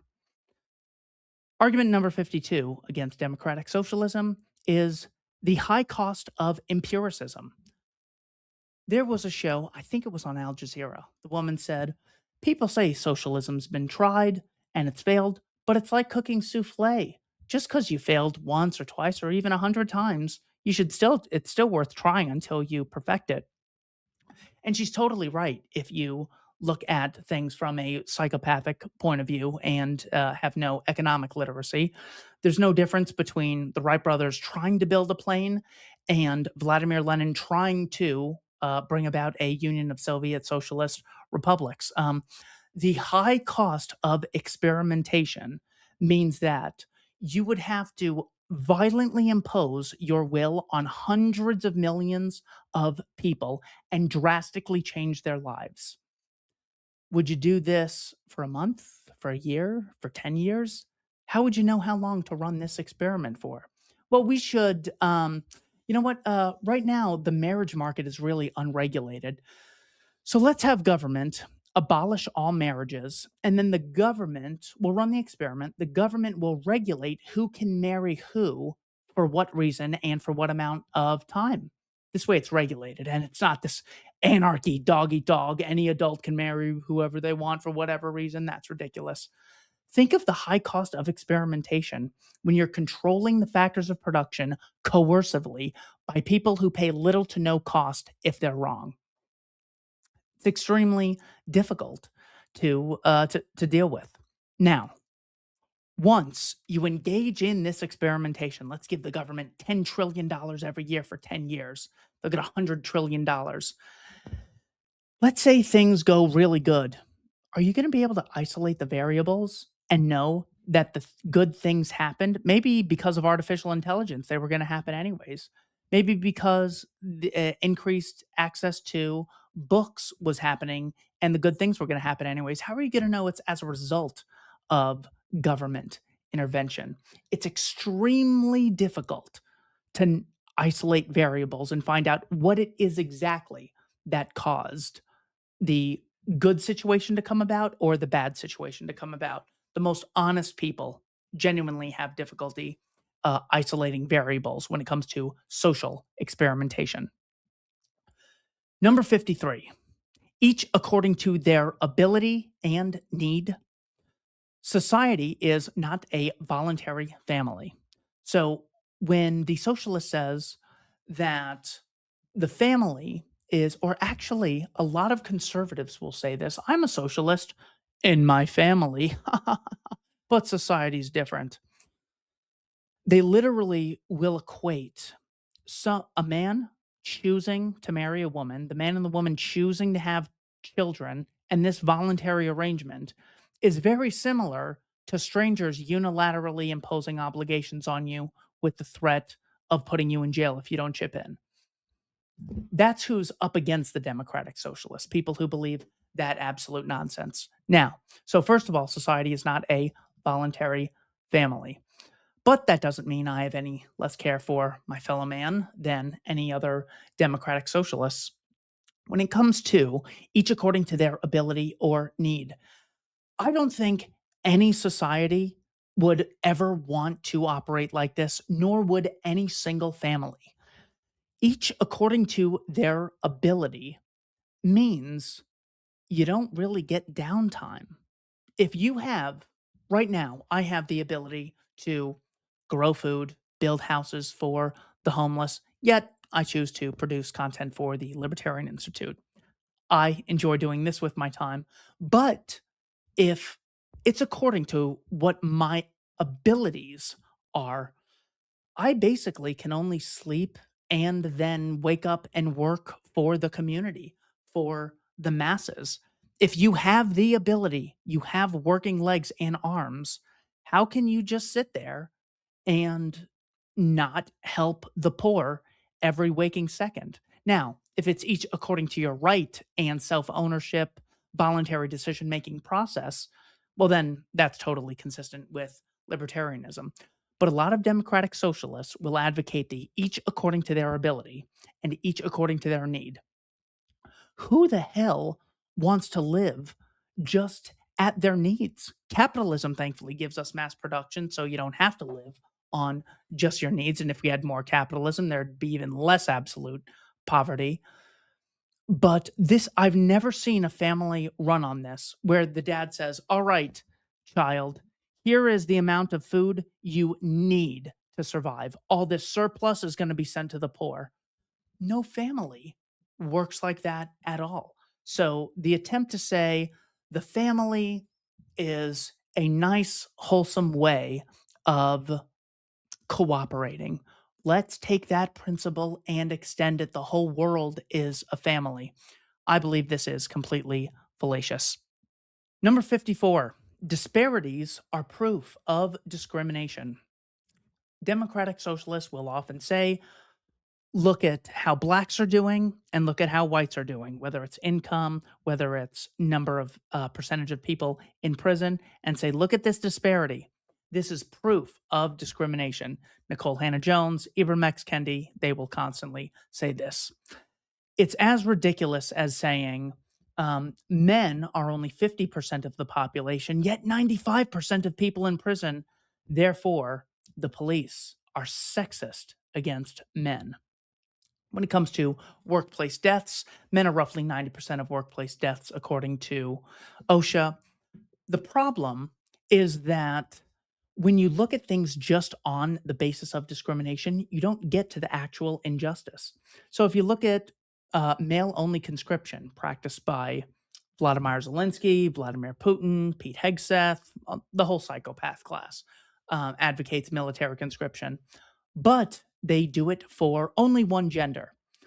Now, one way to look at this is, well, there should be equality and we should have it for both genders. But that doesn't really get to the issue. Or if you say, well, um, there is a discrepancy in the number of blacks who are arrested for drugs as opposed to whites who are arrested for drugs. How is there being a disparity a problem? If it's an actual injustice, it should either be legal or illegal for everyone or for no one at all.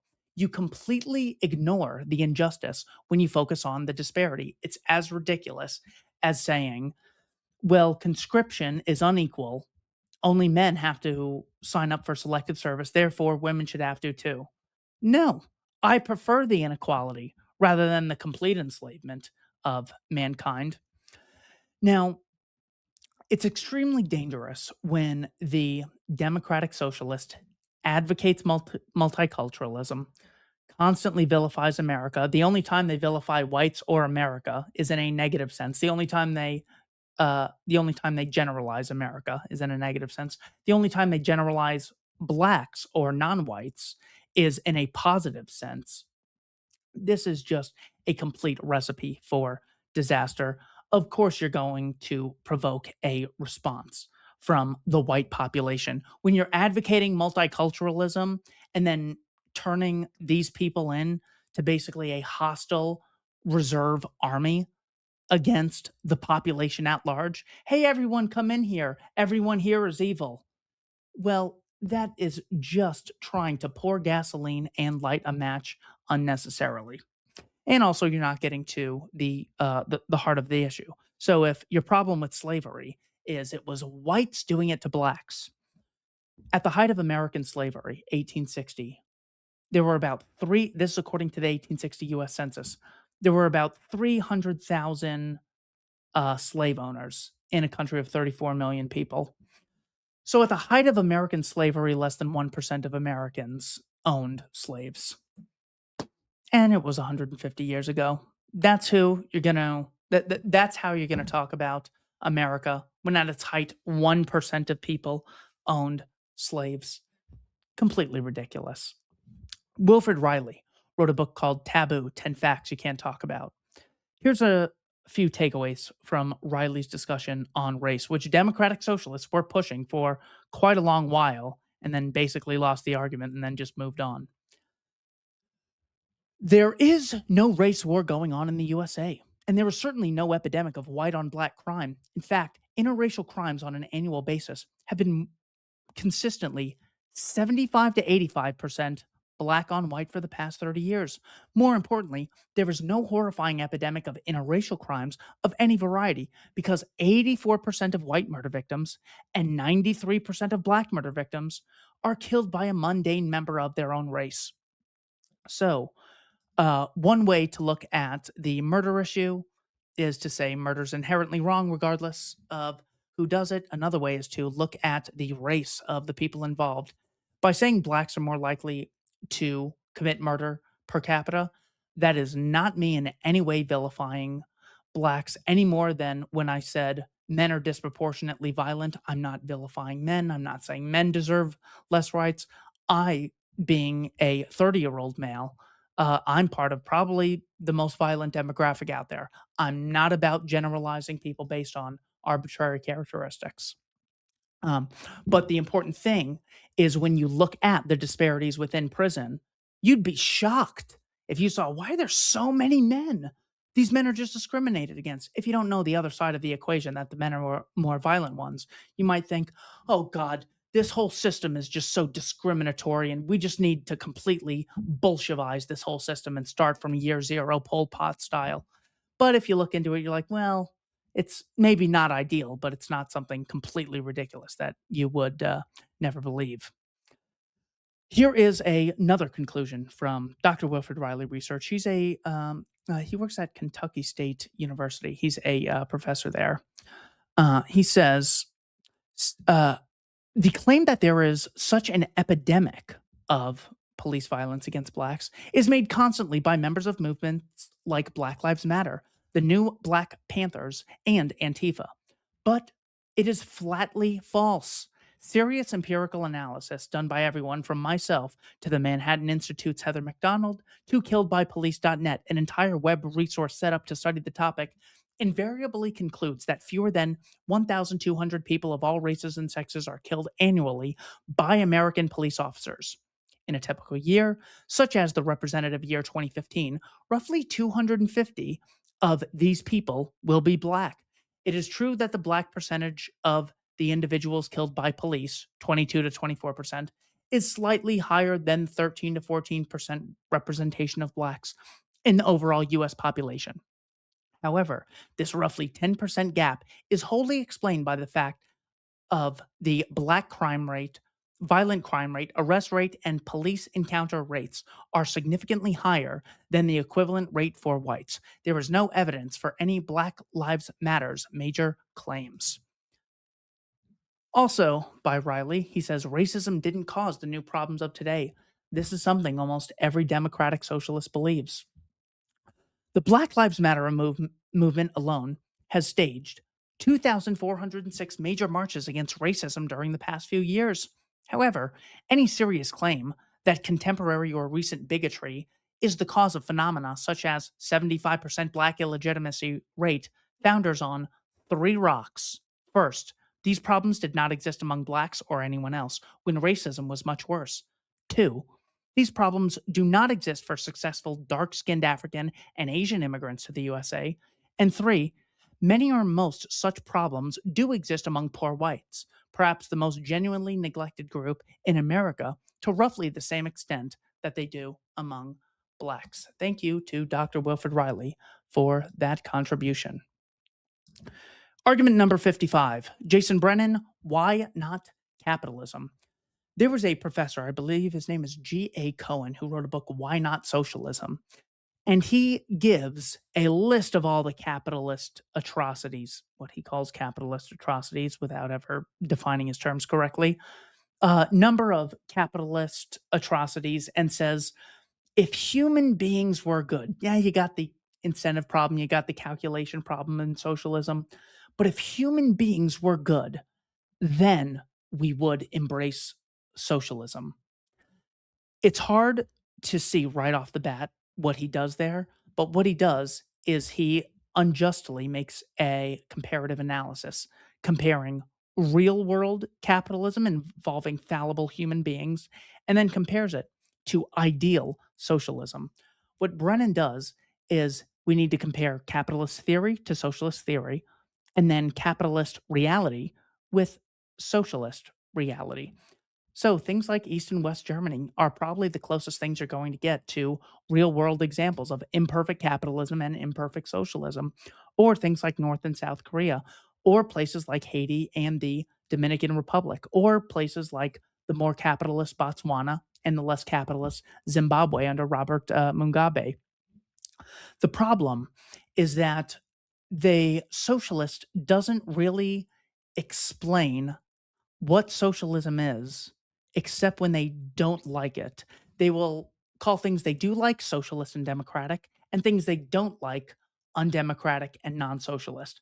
There's almost no consistent standard.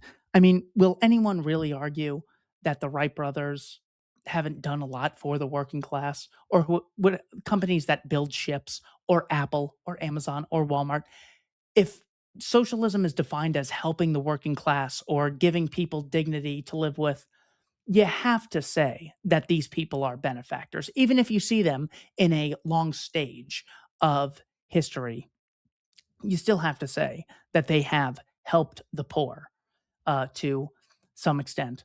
So they just call the military, well, that's not socialist, that's a capitalist or that's an oligarchy institution. And capitalists, we have to address the capitalism that we don't like. I will speak for myself. Capitalism, the aspects that I hate, freedom of gambling, I hate OnlyFans. Those are really the big two. Oh, and lotteries. I know a lot of lotteries are run by the state, but or that could also just go with gambling. I hate gambling and I hate the OnlyFans. Those are very capitalist institutions that I absolutely hate. Doesn't mean they should be illegal. Also, a lot of pharmaceuticals. I absolutely hate those, along with drugs. I was addicted to Adderall for years. So, this from age like 17 to 21. So, yeah, there's tons of capitalism I hate, but the socialists really don't have a clear definition as to what counts as socialism. Why would the government police not count as socialism? Why would the government military not count as socialism? They're the ones who make the social welfare programs viable by confiscating the money in the first place or threatening the people if they don't chip in. They're the ones who guarantee the monopoly of the currency that the central bank has. So, uh, yeah, that is the not comparing theory to theory and reality to reality and not defining exactly what socialism is so you can determine its good and bad aspects. Um, I know Richard Wolff would say things like, people think that small government is capitalism, big government is socialism, and super big government is called communism. Well, you can imagine that I was not exactly surprised when he said, I have an idea for how we can get from here to there.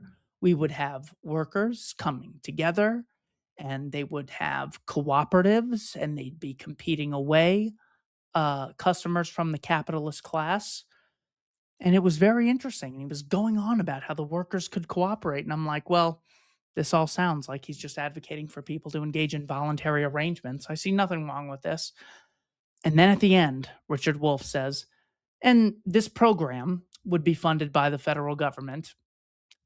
Of course, as that is what makes the socialist unique, is their adherence to using aggression to achieve their ends. Doesn't have to be the state. It could be a gang of socialists who just confiscate property and don't respect the right to contract. But still, even if you're just bashing Amazon, well, there's a lot of people who like to shop at Amazon. So you're not just hurting the bourgeoisie, you're hurting all the customers and employees who want to trade with the bourgeoisie. Believe it or not, there are people who actually create more wealth than the Richard Wolffs of the world. One more thing on the theory versus theory and not comparing reality versus theory. A lot of times, people will compare the United States to Sweden. As I mentioned, it's more accurate to compare Sweden to one state in America. But in comparing countries, they will also sometimes try and compare the crimes. They'll be like, look at the evil things the US government does. Norway doesn't do that at all. It's important to compare like things. So it's more accurate to compare the United States to the British Empire or the French Empire or Kaiser Wilhelm's empire or Tsar Nicholas's empire.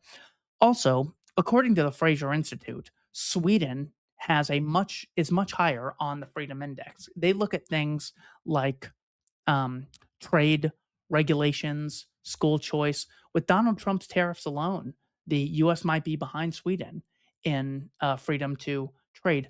But also, all of a sudden, the democratic socialist completely throws out the importance of diversity when they start talking about these Scandinavian countries. Diversity is the most important thing in the world, only for America, not for Japan, not for Norway, not for Sweden, just for America and Britain and France, I guess. Also, we have a very socialist military. $1.5 trillion. That's a huge amount of socialism. I can't imagine Sweden has a percentage of their GDP that is spent on the military that's as high as we have. So America very well could be surpassing Sweden when it comes to the degree of private property infringements that they have. And remember, every regulation coercively stops you from using your body, time, property in a way which you would like to. Therefore, it's a step in violation of the self ownership principle and is putting you on the path toward socialism. Number 56, the Nirvana Fallacy. The democratic socialist will say that, well, in markets, you have asymmetrical information, so you need a state. And also, the population needs to be guaranteed a certain standard of living. Therefore, you need a state. You can't have a market where the food might be good or it might be bad. You need the state to regulate. We shouldn't have dog eat dog mentalities, short sightedness, greed, and all these externalities and this manipulative marketing of the capitalists. We should have the state regulating those things. The Nirvana fallacy assumes that all of those things only apply to the voluntary sector and don't apply to the markets. So, to briefly go over them, asymmetrical information, which I know I mentioned earlier, the average politician does not have equal information to the average voter. The people need to be protected. Governments murder people by the tens of thousands all the time. The government needs to regulate us. Regulations lead to less competition and less options for employees and less options for consumers. Dog eat dog mentalities. In democratic elections, one person wins, one person loses. Some voters win, some voters lose. This is dog eat dog competitiveness. The short sightedness of the marketplace. Governments just started a war with Iran without thinking that they would use leverage they had, such as closing the Strait of Hormuz. Being greedy, The government steals $6.2 trillion a year. I'd say government's pretty greedy. There might be externalities. Well, think of externalities being the claim that A and B make an exchange, but C is negatively affected. I build a car, I sell you the car, you get the car, and you drive it around, and you pollute the air that C breathes. Ooh, so this is why we need a super big government. Well, what if there's a government who conscripts 2 million men to fight a war against Southern independence, and it leads to 600,000 deaths and a million men permanently injured? All members of the working class, by the way. Does that count as an externality when the government constantly murders people under the guise of keeping us safe? Oh, and then they will say, oh, well, capitalists engage in manipulative marketing. Have you ever seen a politician give a speech and rely on the blatant ignorance of the masses? It's ridiculous. So the Nirvana fallacy is anytime the democratic socialist makes a criticism of the marketplace, assuming or implying that it is a unique criticism of the voluntary sector and does not apply to the political sector. Number 57. When advocating collectivism, it's important to ask which collective. So Mamdani says we're replacing rugged individualism with the warmth of collectivism. The most recent form of collectivism, treating people as a group instead of individuals, would have been the Israeli assault against the people of Gaza. That is what collective punishment is. That's what happens when you don't treat people like individuals. So the warmth of collectivism, maybe the bombs that they dropped are really hot. Um, the collectivism, well, let's go back to the great villain of history. Was Adolf Hitler too much of an individualist? Was he just really concerned with getting individual people who committed crimes, or did he judge people based on their collective group identity? Well, either way, the objection that I'm referring to when I say which collective, um, you as a human being are part of a number of collectives. There's your gender, your age, your race, there's the city you live in, the state you live in, the nation you live in, there's your income demographic, that's another collective. What about the work ethic collective? Aren't you part of a collective of people who work kind of hard, don't work at all? Or do you consider yourself a collective with all the hard workers in the world? Or could you be a violent person? Maybe that's a different collective. Or are you a voluntarist person who achieves your ends in life voluntarily? There are so many aspects of a person's identity that when they just say collectivism, that doesn't really answer the question. Also, I think they're underestimating the difficulty in getting people to cooperate. So, Nick Fuentes has advocated collectivism, but he can't get on the same page with how to oppose the Jewish lobby. He can't get on the same page with Jake Shields and Dan Balzerian. He can't get and Sneeko. So he can't get four people who oppose the Jewish lobby to get on the same page about how to oppose it. But he can get 350 million Americans all just working on the same page with the same goals, same ideas. That's going to be easy. But he can't get four people trying to expose the Jewish lobby cooperate on how to most effectively do that. It's just absolutely ridiculous. He can't lift 5 pounds, but he can lift 50,000 pounds. Also, even if you say, I am a collectivist, I am a cell, America is a body. I am a cell within that body. If I have to get killed, I'm just a cell, so long as the body is preserved. Even if you think that, why would you think giving the state more power will achieve collective well being? They just humiliated us on the global scale by provoking this war with Iran. Didn't really worry about healthcare or housing costs. But even though he has the House and Senate and has more power than he probably will in a year from now, he wanted to use all this power he has to launch a war against Iran. Why would you think if all you care about is the collective, isn't government like the last group They have the worst incentives to achieve collective well being. Even Adolf Hitler, who I guess Nick has, Mr. Fuentes has a great deal of admiration for. He, I'm not saying that he refers to Hitler and Stalin as great men like Alexander the Great. I literally, my understanding is he admires them for the amount of power they were able to accumulate and how they were able to steer a nation. So his two collectivist heroes are responsible for more white Christian death than any African or any Asian that ever existed. And he cares about the collective. It is just so sad to watch people advocate complete bullshit. Not that he's a democratic socialist, but the connection between democratic socialism and national socialism, there is a collectivist bridge. And that's what I was addressing there. Argument number 58, the argument from tolerance. Simply, under capitalism, voluntary worker cooperatives can exist.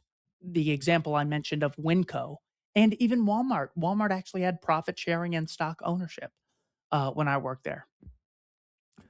Under capitalism, worker cooperatives absolutely have every single right in the world to exist. Under socialism, contracting with capitalism is illegal. That is the argument from tolerance. Argument 59. The price signal incentivizes behavior more morally than political coercion. So if I want to incentivize behavior in capitalism or the free market, I can make people a contract.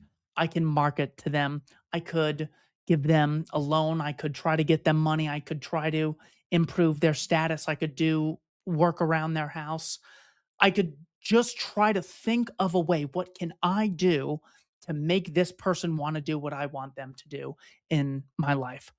Under socialism, you don't really have that feedback pricing mechanism. You have the political coercive apparatus of the state. So prices are signals wrapped in an incentive. I forget who I'm stealing this from. I want to say Alex Tabarrok or maybe Tyler Cowen. But if the price is simply a signal saying, here is the relative scarcity of this good. I, as the person who determines the price, this is what I'm trying to get. And you know, I want as much money as I possibly can. That is what the price is signaling. But another way to signal things is if the government just sent out a press release, hey, people, buy less beef, buy less eggs, buy more gas. That's another way to send a signal. What prices in a marketplace do is it wraps these signals in an incentive. So when I'm charging $1 million for a computer, I have every single right in the world to sell this microphone for $1 million. But that doesn't mean I'm going to get that when people offer it to me. As I mentioned before, Sears, Blockbuster, Kodak, all these big companies can still go out of business even when they have a ton of money because the because prices are a mechanism which coordinate people's activities in such a way that can reward them for a certain amount of time and it can discourage them from continuously allocating the world's scarce resources to the things that they want to produce. So it's a way of incentivizing behavior. So if there are very few plumbers, then the plumbers are able to get more money and they can raise their price. And this incentivizes people to become plumbers when they get older. Hey, I want to make a lot of money. It doesn't mean everyone chases money or everyone's going to get the signal. It's one possible method of societal cooperation. So then the plumbing schools can offer more opportunities so the schools can grow, knowing that more people want to get into the plumbing industry. The price mechanism incentivizes behavior more efficiently and more morally than the concept of political coercion whenever you want to achieve something. Argument number 60, catastrophizing. A gentleman named Bhaskar Sunkara wrote a book called The Socialist Manifesto. In that manifesto, he writes about a story. He says, imagine there's a girl who works at the John Bon Jovi pasta place, and she makes cans, and she makes a certain amount of money. And then after a time, she sees how much money the company's making and then wants more for herself. And then she sees someone else who's jealous that she got a raise because she didn't know that she had gotten a raise. So now they're in a battle and one person quits. And because she quit, she can't pay her rent. Because she can't pay her rent, she now has to live with her parents. And now she's with her parents and now she's fighting. He says, who's at fault? Is it this person or that person? It's no person. It's the capitalist system. All right. So my response to this is, imagine a story. There's a guy named Harry Truman. He drops a bomb on people in Hiroshima and murders 80,000 of them. Then 2 days later, he uses the socialist apparatus of the state to drop another bomb, murdering another 70 to 80,000 innocent human beings. Isn't that a little more catastrophic than your hypothetical girl moves back home scenario after getting paid less than another girl in a first world country? Anytime they come up with these hypotheticals, well, what if you were on a lifeboat and the lifeboat crashes and then you're on an island and all the coconuts have been confiscated and I'll only give you a coconut if you perform a sex act on me? This was Bosch's great thing. Look, I get it. You're up against the ropes here. The government, which you've been saying for years should have more and more and more power, you're now accusing of genocide in Gaza. So you're getting extremely desperate, and it's kind of pathetic. And you also assumed that, well, if the government ever got $6 trillion a year and spent trillions every single year on welfare, well, that would be everything the socialists could have ever asked for. Yeah, and you're not really happy with any of it. So I know that you can feel a little insecure in response to these realities. Um, the lifeboat scenarios are just so pathetic. We could come up with the same lifeboat scenario for a socialist society, or we could just use the real world reality of the atrocities that governments commit. So yeah, lifeboat scenarios are interesting, but why don't we just engage in general rulemaking uh, in things that actually apply to our everyday life and every lifeboat scenario? You could have a competing lifeboat scenario where socialism just ends up being the bad thing that you don't want to do. Ah, would you enslave someone for 1 second if you could save all of humanity from getting hit by a meteor? Ha! So you support slavery. Oh gosh. Would you grope one woman for 1 second if it cured cancer? Ha! You support groping women. It's literally that pathetic. And the fact that the founder of Jacobin magazine thought that catastrophizing was a good way to start his book is just flat out pathetic. All right. Argument number 61. Why own where you work? Diversify. The democratic socialist will say, if you work at the store, you should own part of the store. Why the hell would I want to own the place I already work? One answer is so I have more skin in the game, so I have more investment, and that's totally legitimate. But that's not what I would want to do. I would want there to be a private stock market where I could buy stock in other companies because I would want to diversify. Because if my shop goes under, well, I have all my eggs in one basket and now I'm totally screwed. But if I've diversified myself, I work at Walmart, but I own stock in Target and I own stock in Discount Tire and I own stock in Apple. That can only exist under capitalism where the factors of production are privately owned and there is a stock market to buy and purchase shares of companies. So if you really care about the workers should own the means of production, just embrace capitalism and make sure there's a stock market. Not every worker is always going to want to put money into risky endeavors, so allow them to opt out of it. So if you're a true socialist, you would advocate capitalism because it gives those workers the right to opt out, and it allows them to diversify and not have all their eggs in one basket. The place they work is the place they own. I think that makes no sense at all, but some people want to do it. Number 62, press conference bias. Usually, whenever a politician does a thing and wants to celebrate it, they will have a press conference and say, "Look at this great thing." Round of applause. "I'd like to thank this person. Come up." Round of applause. Headlines, banners, they're tweeting things out. This brings attention to things. Democratic socialism has the press conference bias because they assume unless there's a press conference about something, then I can't really celebrate it. There should be a large scale press conference celebrating the drastic decrease in absolute poverty that's taken place in the last 200 years. I don't know how long human beings have been on this earth, but I would bet 200 years is a very small percentage of time. We should be celebrating that. We should be celebrating the fact that Grok exists. Whatever you think about Elon Musk, Grok is a zero cost, a $0 investment. I hate saying the word free, but it's $0 to use Grok now, and you can create a free X account. You would think if governments ever did this, if Mamdani ever came up with this idea and was able to make it available to people as efficiently as it is for $0, they would never shut the hell up about it. So, yeah, don't have the press conference bias. That try to appreciate things that have taken place outside the realm of how you thought they would. I want to help the poor by increasing the size of government.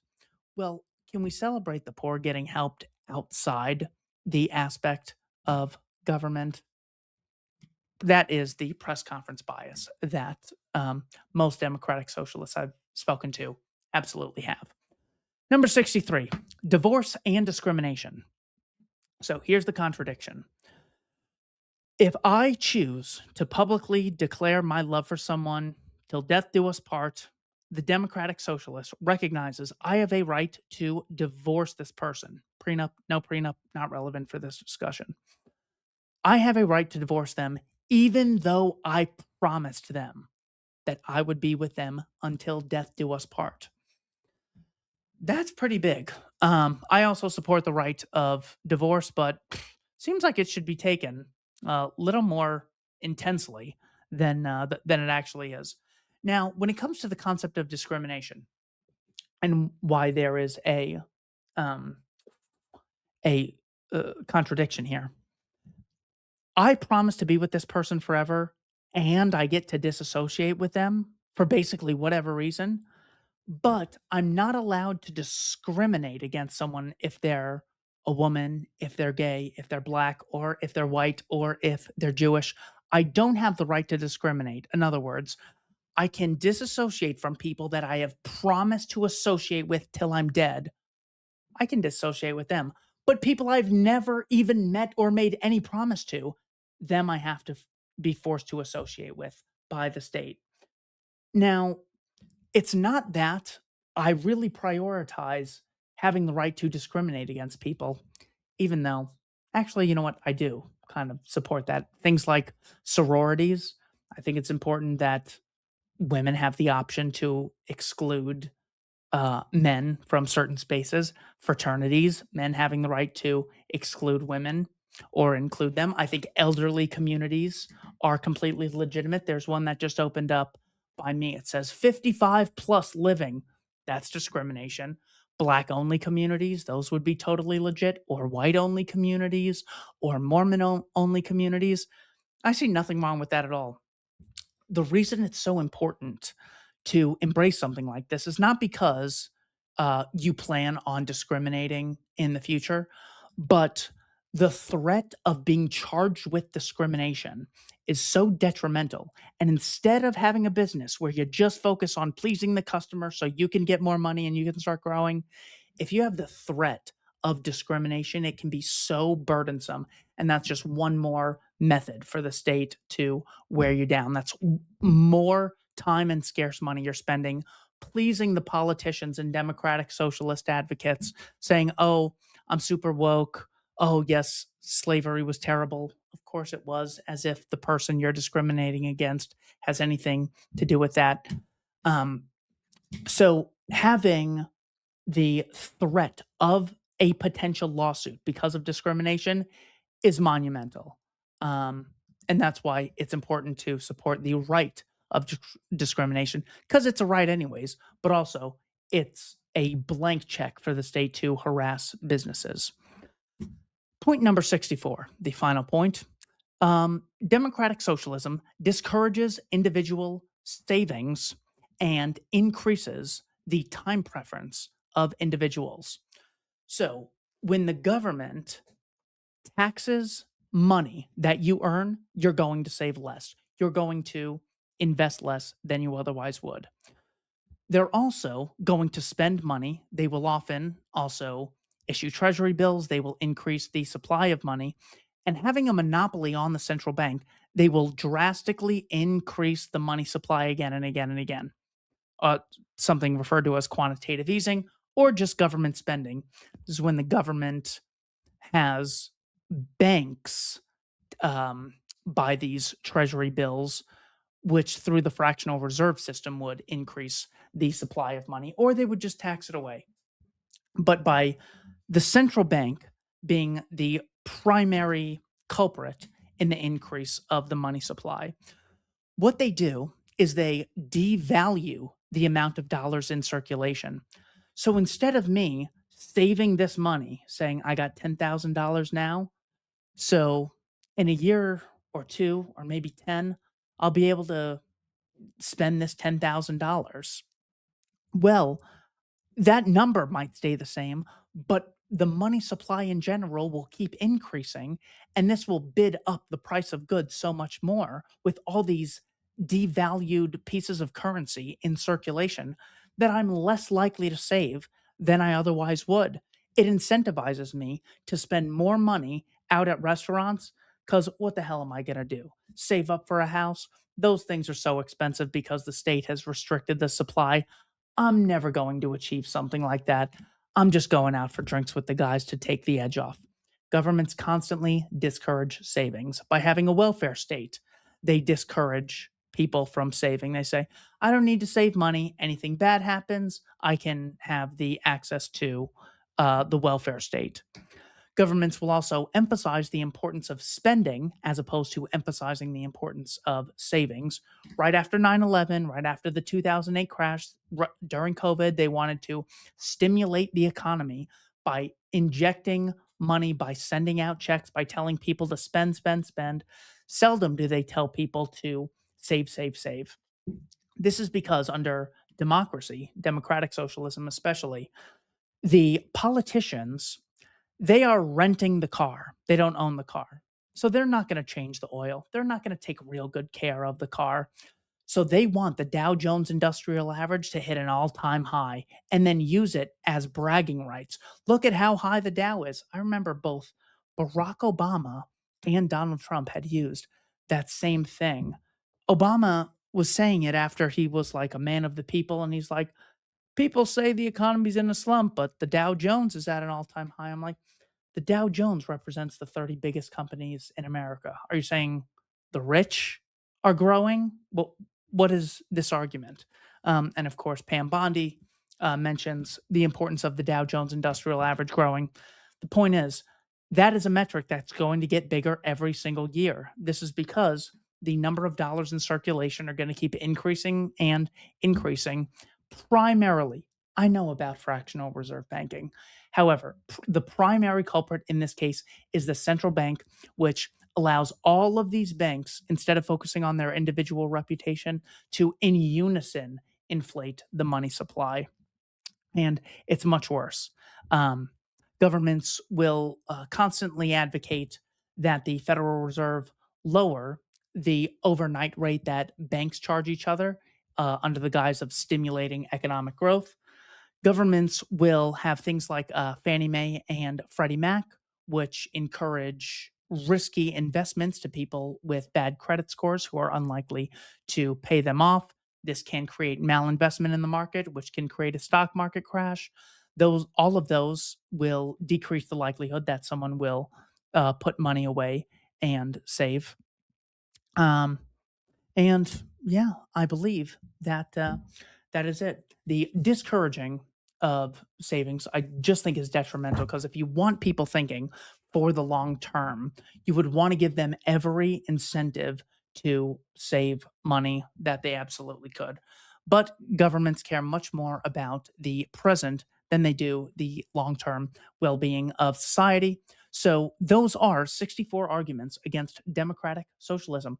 Thank you for watching Keith and I Don't Tread on Anyone and the Libertarian Institute.